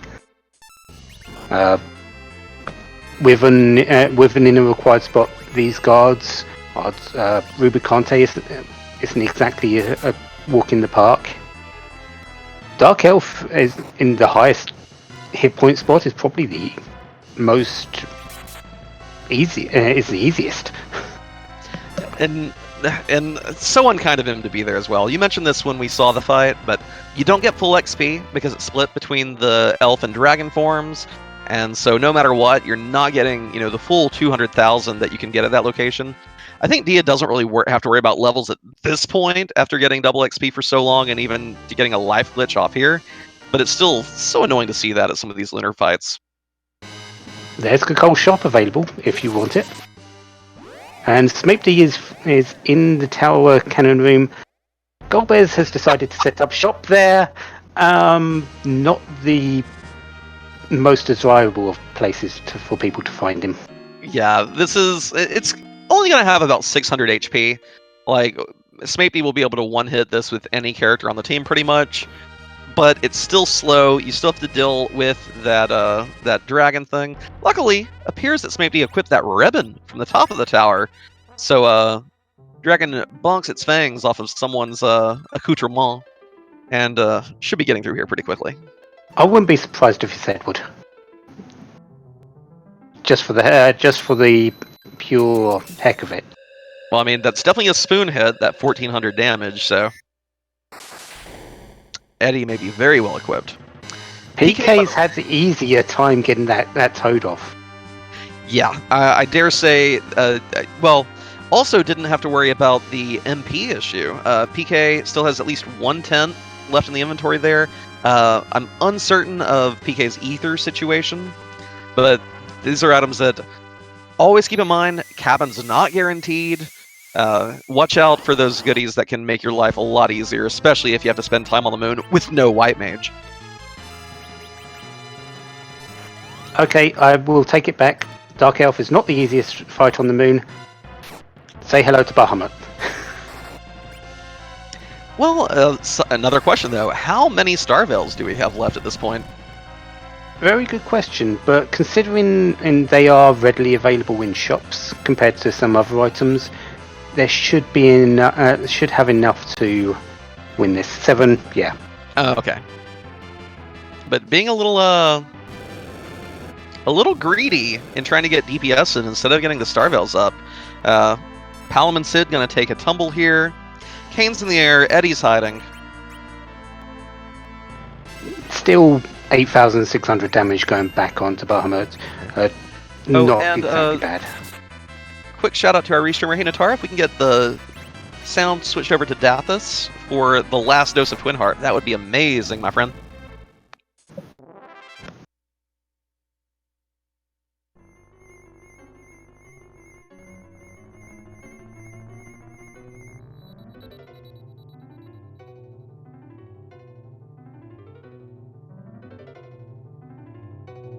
Hey, we found the package. And we found Rosa. Smapedy has Rosa. Yeah, so that Sand Ruby apparently from the Tower Key fight. The package from the Pale Dim Spot, one that a lot of people checked last on the moon. This is rough. Smapedy can actually still use Rosa as well for the moon because he hasn't actually gotten there. He's still got all the experience available. Dia doesn't have that option really available because she's already gone through all the major fights unless she wants to go through trap chests. Same with PK and same with Daphus at the moment. Actually, Daphus hasn't gone there yet, so possibility for him. Yeah, Sand Ruby was Smapedy's reward for turning in that tower key that we've had since Baron Castle. Ooh, and there's not a bonus Rosa here. There's still 2 other spots that racers may be able to find a Rosa other than the Sand Ruby.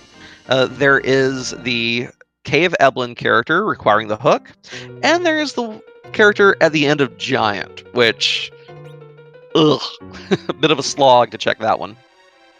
Yeah. So that's actually caught Smapedy up a fair amount. A fair amount to be sure, but that package is in a very, very rude location. Yeah, because you're wanting to go down to the bottom to do the white spear location rather than and go top down. It's not guaranteed one Rosa. There is at least one guaranteed Rosa. And on the seeds I've been playing, there's only been one Rosa. Because I have that kind of luck. How about you, Poitrak? When you've been practicing this flag set, how many have you been able to find? I have found... On the first one, I found 3. Oh, I know. On the second... on the one that I gave to you, there was 2. And on the third one, which I did, there was only 1. Gotcha. PK apparently did not make it through that Wyvern fight earlier, by the way. So having to come back now will actually earn that Legend Sword after this time through. Must have had something go wrong with it the first time, but clears it no problem now. Had issues with the nukes being reflected onto him, so even though they don't hit too hard, they're still quick, especially at relative agility 1.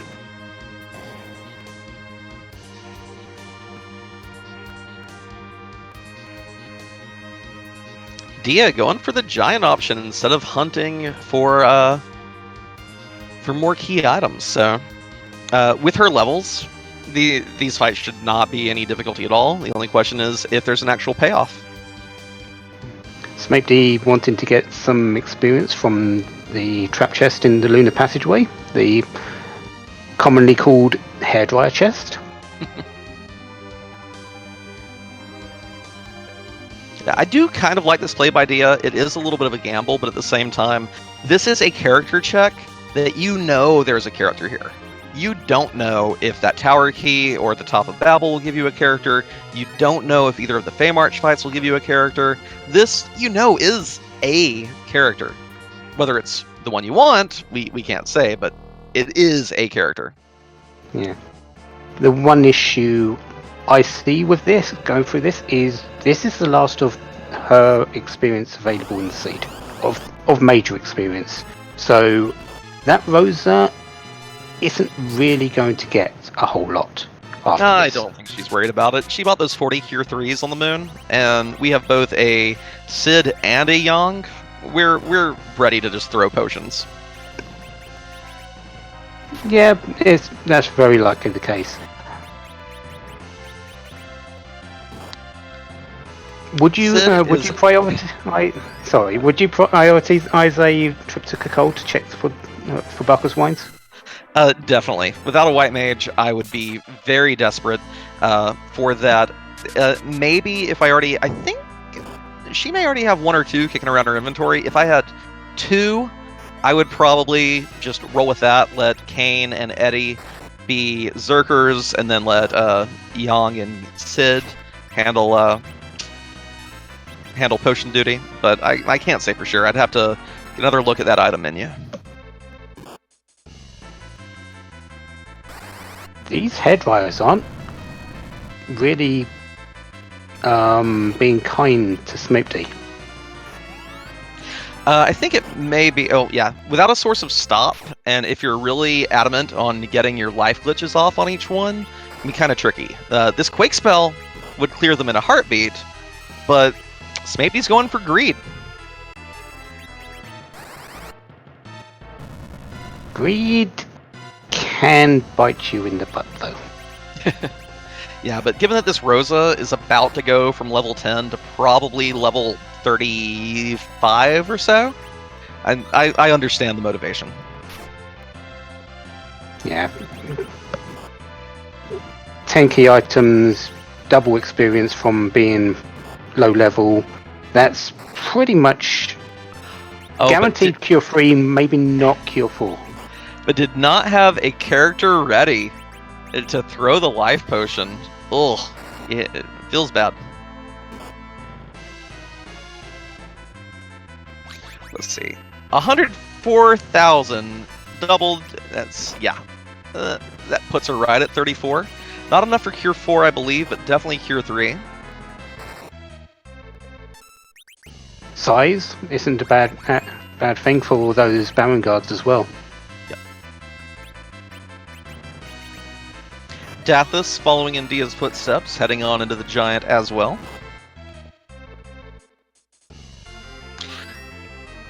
PK making the play to actually find the package required item. Be interesting to see what his plans are for procuring a Rosa after this fight, though.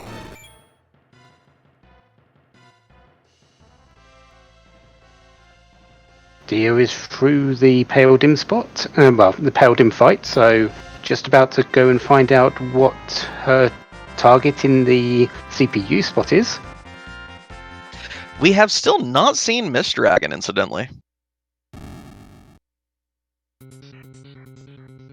Interesting. And I believe we also have no official finishers yet. Again, how many racers we had? I mean, you and I now know where all the pieces of the puzzle are. We know that that tower key will give you a Rosa in the Kaipo bed by virtue of the Sand Ruby, and we know the package is at the Pale Dim spot. So, Feymarch bosses, again, not required, but it's just the moon is very awkward for the way a lot of people path it. A lot of people will do bottom up and then do the Pale Dim spot next to last, or they'll do Cave Bahamut and then work their way down the Lunar Subterrane. Well, you say the Feymarch bosses are not required, and technically you are right, but doesn't mean they don't have the hook for Rosa down there. It's true. Don't let your prejudice of Feymarch get the better of you just yet. And by the way, the CPU spot here, the element showing again that it is tied for first with the highest physical attack, punching for well into 4 digits, even on our high armored characters. Dia looks to be trying to get it into Ruby form. Ruby form will not use any more physical attacks, instead doing a party-wide fire 2, party-wide fire 3, party-wide glare. And cannot keep this Palom up. And this fire 3 is going to hurt. Well, Edward at least has a wall of one sort or another up, but here's the other issue. Glare cannot be reflected. Yeah, glare can't be reflected, and all these fire spells are healing the Ruby part, probably out of range of a solo Ice 3.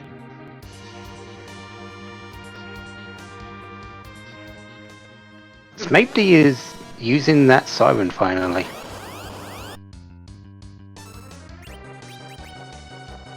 Gold Dragon's not exactly a piece of cake without hourglasses either. Blitz hits pretty hard, although Sid with the Cursed Ring and Dragoon gear is just absorbing it. But yeah, without being able to stop them in their tracks, pretty rude fight. PK's come directly down, is probably going to check that package now, see the bad news, but at least get an objective done. Baka, you may be right. Maybe this was just a solo fight. I didn't see the first dragon if it was a double dragon, but either way, plenty rude. We'll know by the XP gains. Nope, that was a double dragon fight, and that was a double dragon fight with a double life glitch on the first one. 240,000 XP. Whew, that is gains right there. That's almost guaranteed Nukon Palom, Cure 4, or on Rosa, maybe even White. And we do have a first place official finisher, I hope. Dragus has finished the seed with a 1 hour, 48 minute, 5 second finish. GG's to Dragus. And yeah, hopefully we'll see some of our featured racers wrapping up soon as well. If Dia gets a Rosa here, she will be in go mode. PK still has to find that white mage though. And since we know where all the pieces of the puzzle are now, we are likely going to be seeing those those finishers come in quite quick. And who called the Edward in chat? I'm pretty sure there was someone. That's beautiful. I mean, look, we've made the joke about how Edward has been the this is the story of Edward for Dia, at least this seed. And the seed's like, if you like Edward so much, here, have more Edwards. Have more Edwards. Have all the Edwards you can handle. Yeah, it was Miranoko, so yes, of course it had to be Edward. Curious though, PK actually wrapping up this event. I mean, if you have a Sand Ruby after this, you do have to, but I don't really feel the need for another Palom. Maybe PK is hoping there's a Mist Dragon here.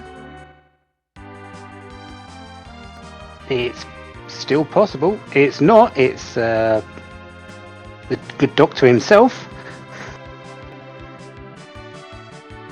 If you want to call him the good doctor. Dia here is making that Kakol play. Going to be interesting to see the shop. No need for an Excalibur, of course. Dia already has a Crystal Sword. Yeah, you can trade that Legend Sword away. Who needs that junk?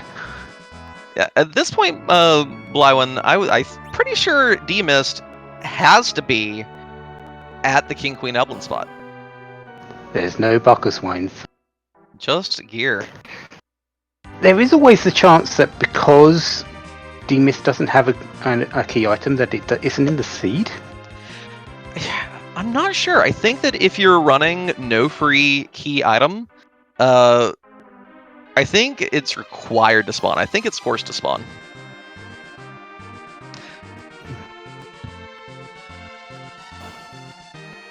Dia is making the correct play now, going to do that tower key. They likely going to go up to the top first.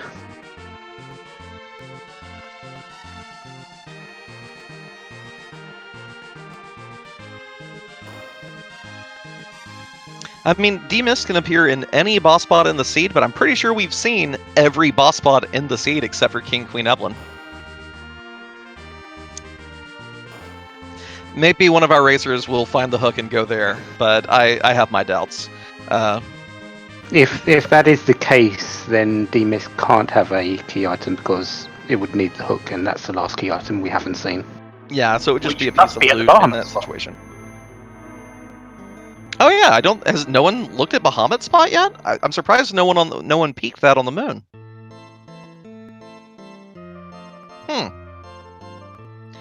So we do have two options left.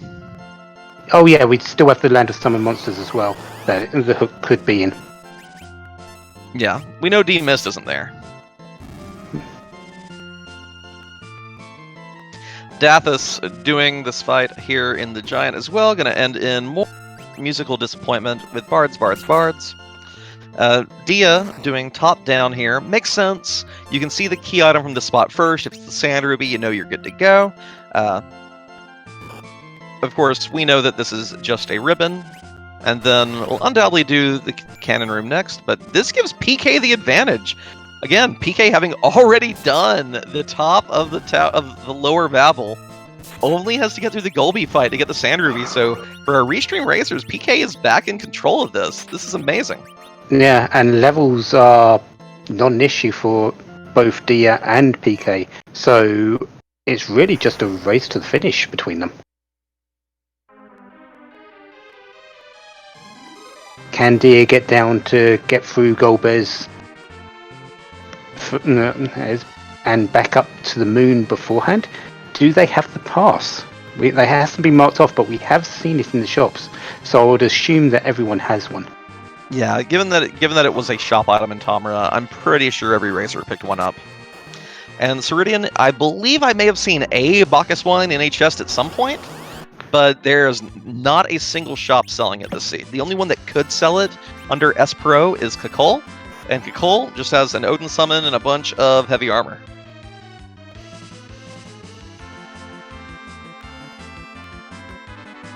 I was going to give a bit of extra leeway to PK, but I can't because even though he does have two Palams, one of them isn't even close to being leveled, so Yeah, working as anchor duty. So this is yeah. actually going to be a neck-and-neck match for the finish. Dia here is going to get through the Shadow Dragon part much faster than PK did by virtue of having Kane in the air and Edward hidden. Oh, well, the Kane landed. So the Dragon has fewer retreats to snack on. In fact, only retreats. The script going off while only 2 characters were visible. And yeah, Dia does that Golbez fight super smooth. And it's going to be right on PK's heels. Yeah, that was textbook how to keep people alive without having instant death protection on. PK did find at least a third Palom by completing the package, but I think that's the one that PK grabbed for anchor duty. Of course, Dia definitely has the level advantage on PK, and I'm pretty sure it has the Cure 3 stack advantage as well. Yes, and I'm going to give Dia the damage advantage as well, because she has Edward with that spoon, Oh, while PK does not. And we all know how good Edward has been in this seed. Is he going to just promote Dia to that victory over PK at the very least?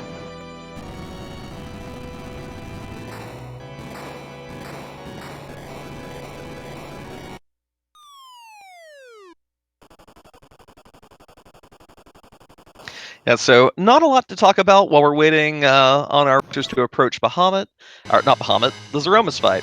So just to recap the seed for anyone who came in a little late, to complete these quests, well, you needed to get a Magma Key from Fabul, you needed to get a Darkness Crystal from Sheila 1.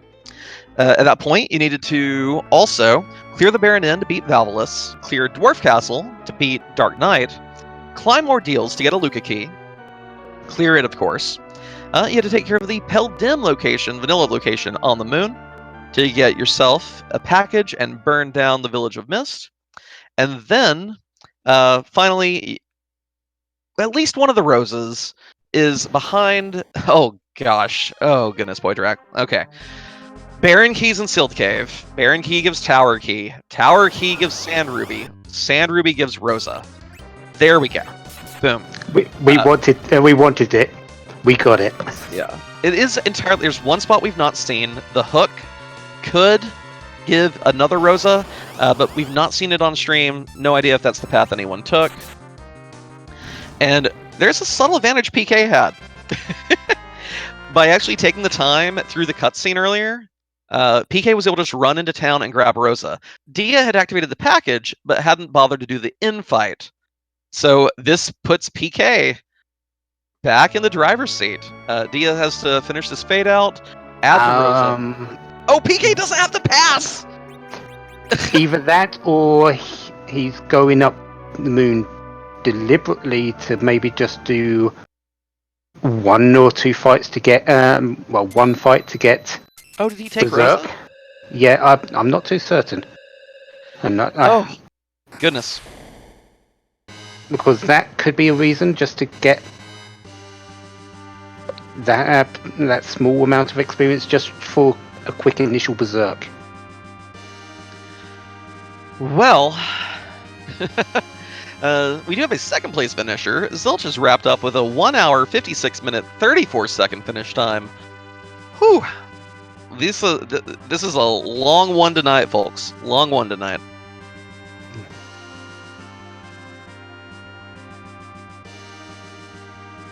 So I dare say Dio will be the first one into this Zeromus fight after all. I would say yes. And as you said, the experience advantage is hers. The damage advantage seems to be hers as well. It's just a matter of how does she go about it to make it work. Yeah. We do have Nuke on the Kid at level 56. This might be a situation with no Zerk, no problem. If you count your damage, you can stop before you hit, I believe, the You can stop before the refill zone, which I think is 45 or 46,000, and then just reflect nukes the rest of the way and skip the refill. Yeah, So- no unicorns required. Yeah. If you can't zerk, you don't need to stop zerking. So maybe just some punches, some jumps, maybe a direct nuke at the start, and then just reflect the rest. Yeah. We have had a third place finisher. Flurry 14 has finished in 1 hour 58 minutes and 12 seconds. So we have our top 3. Will Deer be next? Yeah. 1 minute to go. Maybe someone else hops in on this 2-hour mark, but if so, if not, wow, what a seed given us by our amazing restreamer, Tara. Again, a huge shout out to her handling the restream. Huge shout out to our tracker, Melee Wizard. Poidrak, pleasure in the booth with you. So shout outs to the restream team. And shout out to the racers as well. Yeah, we do have one mystery that hasn't been solved yet.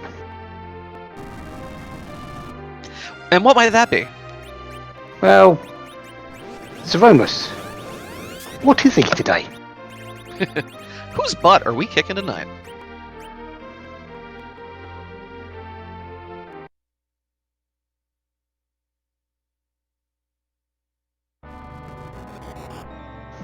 You know, if it's finally Ultros, Natara can retire from rolling seats. Not tonight. That's Death Toll, the final boss of Soul Blazer.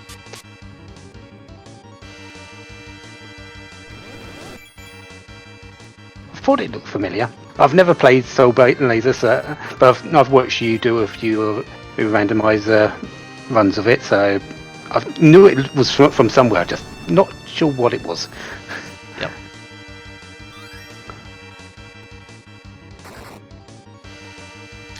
We do have a 4th place finisher, Woobear, narrowly missing the sub 2 with a 2 hour and 0 minute 36 second coming in 4th. GG's to Woobear.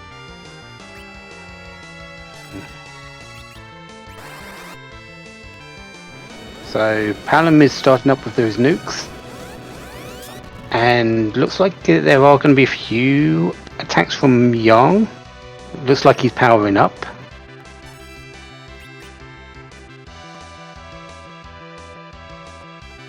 So does look like it's going to be similar to what you said. And PK did take Rosa and hasn't actually done the Dark Elf fight. Oh. Unfortunately... Oh, God. Yeah, go ahead. I'm sorry, I didn't mean to interrupt. Unfortunately, lost out on the experience for her because she didn't survive. Just so... Oh. Such cruelty.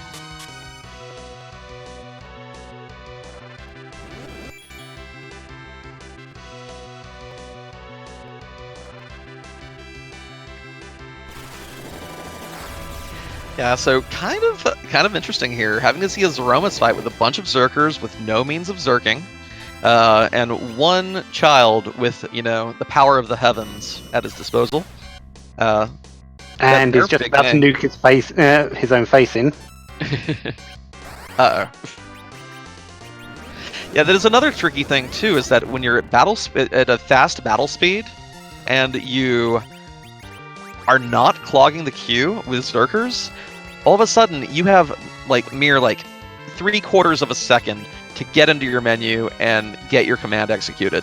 You either have to be run buffering pretty much everything, or else the battle speed is definitely going to end up chewing you up a bit. Yeah, this is definitely a very good case for lowering your battle speed. I would actually... I'm not too certain on how great this would work, but Edward would be a perfect candidate for hiding in this fight and just using Palom and Edward. Yeah. I believe this Big Bang did not get nerfed, so it can do up to... Oh, yeah. That's... Fight's tricky. Fight is tricky without a White Mage and without a Source of Zerk, undoubtedly. And then there was one. Palom standing alone. Zeromus attacks coming out super quickly. Going to be very hard to recover this fight at this point. Yeah. Palom can withstand most big bangs, in his case with his naturally high magic defense. But it's... You can't... unless you're Edward, you usually can't win this fight with one character alone. Except maybe Fu. Yeah, the hide command giving you the ability to completely negate any and all damage is something to not to be trifled with. Like, again, a lot of people, give Eddie some flack because of he does have quite a few shortcomings, but the power of the hide ability is a force to be reckoned with. Is Palom bringing out the big guns?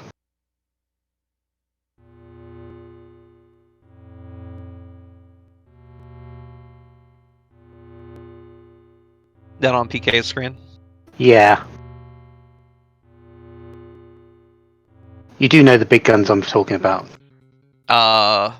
Wait, is there Meteo about to happen? I believe so. He's been casting that spell for a very long time. There it is. So, carries have ridiculously high magic, defense, and evade, but Meteo don't care. Meteo do not care. And that's instant 37 on Rosa. It's still not quite what you want for running this Aromas fight, unless if you just want her to Zerk and then take a nap, great. Fine levels there. But, if you want a little more out of your Rosa, I think you're going to have to do a little bit more fighting here on the moon.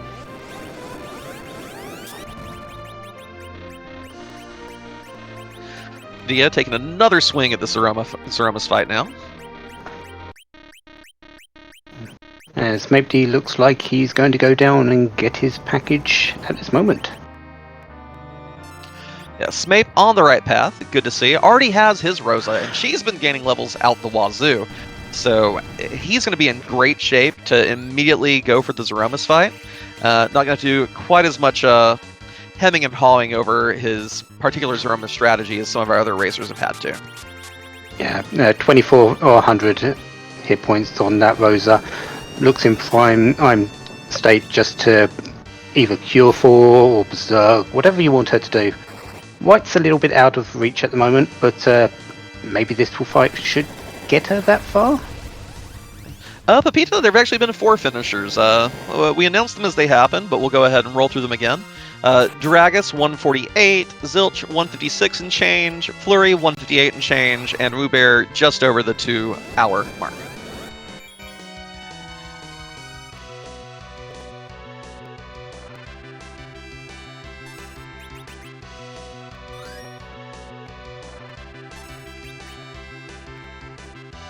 So Davos made a trip back down. Not sure what he came down for. Actually, has he gone up yet? I've honestly, I confess, I've lost a little bit of track with a lot of the trap chest checks earlier. What exactly has been done? So I know that our tracker was also asking about if Dathis checked the Odin spot. I'm not positive, but if Dathis is heading to the moon, going to be in good shape to actually find that package, and should have very little to go at that point. Still needs a Rosa there. Yeah, I'm going to have to say he hasn't done any of the moon yet, so he's falling a bit behind, but if he chooses wisely, he should be okay to continue on. It's just, can he catch up a little bit from where he is? Yeah. And speaking of catching up, PK is entering the Zeromus fight, so we thought that Dia was going to run away with this when PK went to grind that Rosa, but the lack of a white mage and the lack of, good means of clogging a queue has definitely slowed Dia down a bit, and PK has a chance to turn this right around. Yeah, that Rosa isn't really high levels, but the likely thing is she's just going to Zerk up Young, Zerk up Kane, let Palom do a few nukes, and Rosa is just going to have to be life to Zerk again. Absolutely. And Sid has plenty of HP, and if PK has a stack of Cure 3s, it's not so bad. If Rosa does drop and then you get a black hole, Sid can throw a life pod on her, she can start zerking, Sid can throw Cure 3s as necessary. So even just having the one white mage, even just as a source of Berserk, is immensely valuable in the Zeromus fight. Yeah. Snape D has just received his crystal, so he is prime and ready to head on up. If things are as they are now, I'd give the advantage to PK. I agree, especially with Dia being on the ropes there. Only had Eddie surviving, which again, if you're only going to have one survivor at the Zeromus fight, Edward can do tons of work here. Edward can solo Zeromus with the right loadout. But I think after PK, I would actually give the advantage to Snape D for the next person to finish. Absolutely. Snape D has a party comparable to PK, but with a Rosa who is primed to survive Big Bang upon Big Bang. And the means to heal it off quickly with Cure 4. So I'm wondering if... I don't think I saw Dio do West Hops, and I'm wondering if that Cursed Ring is making a bigger difference than we could have anticipated. If, for instance, that Sid has gained a little too much agility, Palom's not that fast either. So it could be a situation where even a lower level Sid is not letting this Palom get much better than relative agility 3 or 4, as opposed to the ideal 1 or 2 that you would much prefer to have at this fight. That is very true. We did have a Dwarf Axe that was picked up. That might be a Dia's only way of reducing agility. Yeah. And Zaru pointing out in chat that also didn't throw a Silk Web, which again helps a little bit, but just generally doing battle speed 1 is so tricky here. Getting this nuke off though, managed to recover nicely. Let's see if this actually counted the damage, but that's enough. Flying by the seat of her pants again. You know, I love watching Dia do these community races. She does so many fights, just eking out victories in the narrowest of circumstances, and this is another one. Taking 5th place with a 2:10:52. GG's to Dia. We'll see if we can get her in for an interview in a moment.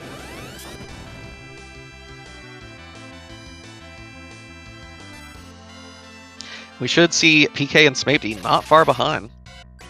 We are joined by Dia. GG's Dia. Thank you. You know, I swear I've said this the last time I watched one of your matches, that you love doing these fights and just eking out the victory by the slimmest of margins. And between your Edward shenanigans and that Zeromus fight, wow, just very impressive. Yeah, that was a Z fight. It wasn't just a Z fight, it was the entire seed. You went through that, just every little bit of victory you could get, you got it. So very well done. You showcased a lot of the strengths of your team. So thank you for that. I was most proud of when I used Psychon Kane to get Toads. Yeah, we pointed that out as well. It's like, wait, okay, no tents, no ethers. I cackled a bit because I thought that when Kane was hit with the drain, that was actually a psych attack, and that the Warlocks had beaten you to the punch ever so slightly. Of course, excellent play, but it's just one of those things where, you know, you sometimes you try to be clever, and then the game's like, but it didn't happen there, and you pulled it off. Beautifully done in that fight as well. And we thought you were memeing just giving Kane MP when at Dwarf Castle. 9,000 IQ right there. Yeah, the Galaxy Brain strats come into play. Were there enough Edwards on that seed for you? I think the game saw how good you used Edward in Dwarf Castle and was like, Edward. There were enough Edwards, there weren't enough spoons. Oh, shame. And not enough Roses. It took a while to find her. I had the... Did you think she was in the seed at one point? I knew she was there somewhere. I had the choice between, I either had to go search like 5 locations for Sand River or Hook, or just pull up the Giant. I thought Giant would be the better play. It was the more fun play, at least. Well, it definitely got you the levels that since you ended up not having a white mage, definitely gave you a little extra oomph to make sure that you had the damage to do those aroma strats you ended up using. And the health. And the health, yeah. Well, GG's. Any final thoughts before we let you go? PK has wrapped up, and the finishes are going to be coming in fast and furious right here. Fun seed. I'm shocked people didn't finish much earlier than me due to how long I took at the Dwarf Castle, because that should have been an easy fight, but yeah. Overall, fun seed. I do enjoy this flag sets. Well, this thing's like, if you see an Odin, you can just cheese it out with Pain. Like, it's just like you can showcase all these fun stuff with it, so I like it. Yeah, love seeing all that wide array of cool strats, taking advantage of those boss weaknesses and boss scripts. Very well played. Love to see it. GG. Thanks for the commentary on the restream, guys. All right. And meanwhile, we did have a 6th place finisher. You all saw it. Rocks Falling and PK4787 wrapping it up as well. And also 7th place Golden Hades with a 2:13.54. I believe we are joined by PK4787 now. GG's.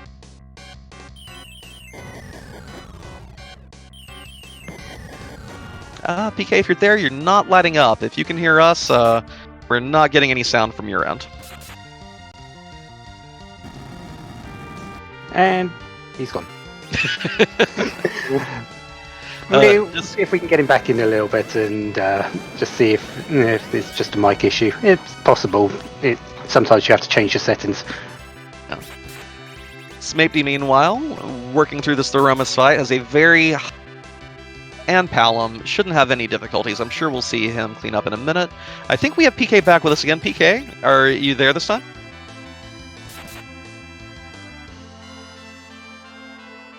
You're still not lighting up. Could there be a manual mute button on your... Oh, there we go. I think we got him. Oh, can you hear me? Yes. We can hear you. Oh, well, what a race that one was. Oh, yeah. See, you were sort of ahead, then behind, then ahead, then behind Dia in that race. You were swapping and changing almost constantly in who had the advantage between you. So it was really a toss-up who was actually going to come up in front at the end there. Dia had a little bit of a harder time, was in front in the Zeromus fight first, but had a bit of a hard time, and you were catching up very, very quickly. Well, I got thrown off when I first got to Moon by that done. We figured that would cause some awkward metagaming when I was gonna go top down, and instead I was like, I'm not doing that anymore. Like, it's got to be easy down there, and it was not at all. And I tried to stick it out, and then I finally found a free fight, but I really wish I would have gone and checked that tower key before I went up to the Moon. That was really what I was trying to decide between. Yeah, it was a 50-50 shot. Those are the two ones on the big mind. You still had the Feymarsh bosses, but who really wants to do them anyway? Yeah, well, with this flag set, I used Top of Tower for XP before I plan on going Moon, so I'd already been up there, so there was only one check, and White Mage would have changed everything for all of those fights that I struggled with. Yeah, it's kind of funny how, in version 3 at least, we badmouth Porum a bit, but when we add in this Esper flag, you get rid of all, the things that kind of duplicate her abilities. Like, even a Porum would have made life so much easier for all of you tonight. And Rosa seems to like to hide, not really wanting to join the Kane train. Some cabins would have been nice. I was trying to save my MP when I was down at the bottom of the Moon the first times, and that wasn't helping either. Yeah, it was... different decisions early on might have changed some things, but it's a fun seed. I mean, you can get through it all. Just didn't do it that quickly that time. Yeah, do you think you're going to be racing in the Friday one? Take a little salty run back race? I like these flag sets. I shouldn't have been an issue until I ran into those bosses. But yeah, I'll take a salty run back. I love a salty run back. Well, doesn't everyone, especially when you know you can do slightly better. absolutely. At least slightly. Well, GG's, I like your routing. The location of the items just didn't really pan out. I love that tower check. Getting the bonus XP there was also really clever. Like to see it. But just very rude place for the package. Kind of awkward location for the rows that'd be hiding. And to do Moon without a white mage, always impressive to see. GG. Double Eddied Earth Crystal is going to be my log out. Alright, you guys take care. Thanks for having me. Take care. GG. In the meantime, you all saw it on stream. We did have an 8th place finish. Smape D did wrap up his run with a 2:15.59, and Rex Roll finished in 9th place with a 2:18.14. I believe we are joined by Smape. GG Smape D. Thank you very much. Enough Edwards for you. Yeah, no kidding. Was kind of hoping that with a couple of characters nixed out, there might be a dupe Rosa at the top of Zot, but no, just Edwards. You were the only only person that really didn't do as much as everyone else, actually. You sort of fell behind at the start due to some shenanigans, but that you were the only one that you were the first person to check lower Babel for that tower key and got your Rosa, and that caught you a lot of the way back into this race. What made you go there first before the Moon? I hate the Moon, and no, honestly, it was I was not feeling very confident about the Moon. Just kind of a mediocre party throughout most of it. I mean, when Edward is your major damage dealer, there's some weird stuff going on. But the biggest thing that was like really making me hesitate on the Moon was just no available cabins or tents or anything like that. So I was like, as the longer I can put this off, the more I might be able to push through multiple fights without having to, exit out, go to the big whale, and then run all the way back down. So yeah, it was basically I'm going to do as much as I can without going to the Moon as possible, and thankfully, I guess that helped me catch up a bit. Yeah, huge payoff for you.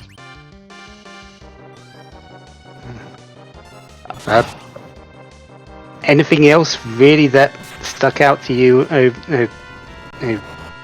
Apart from key item locations, because they were all scattered, or objective locations we should really call them. They were all scattered about, but they all sort of led into each other.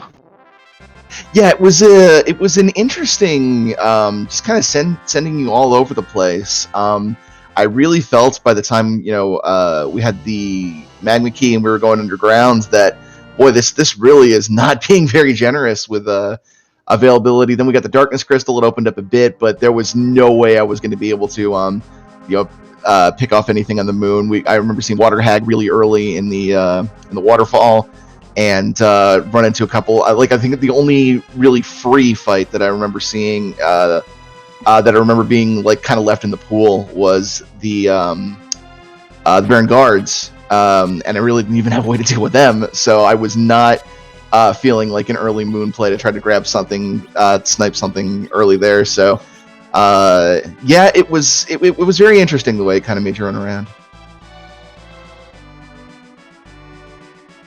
Do you think you'll be going for the salty run back option this Friday? Oh yeah, absolutely. Assuming they don't leave me for the restream team, this was actually a really, really fun flag set. I liked how varied all the objectives were, and I could really see this turning into a way different sort of routing puzzle with another random generation. So yeah, I'm really, really excited to see how Fridays turn.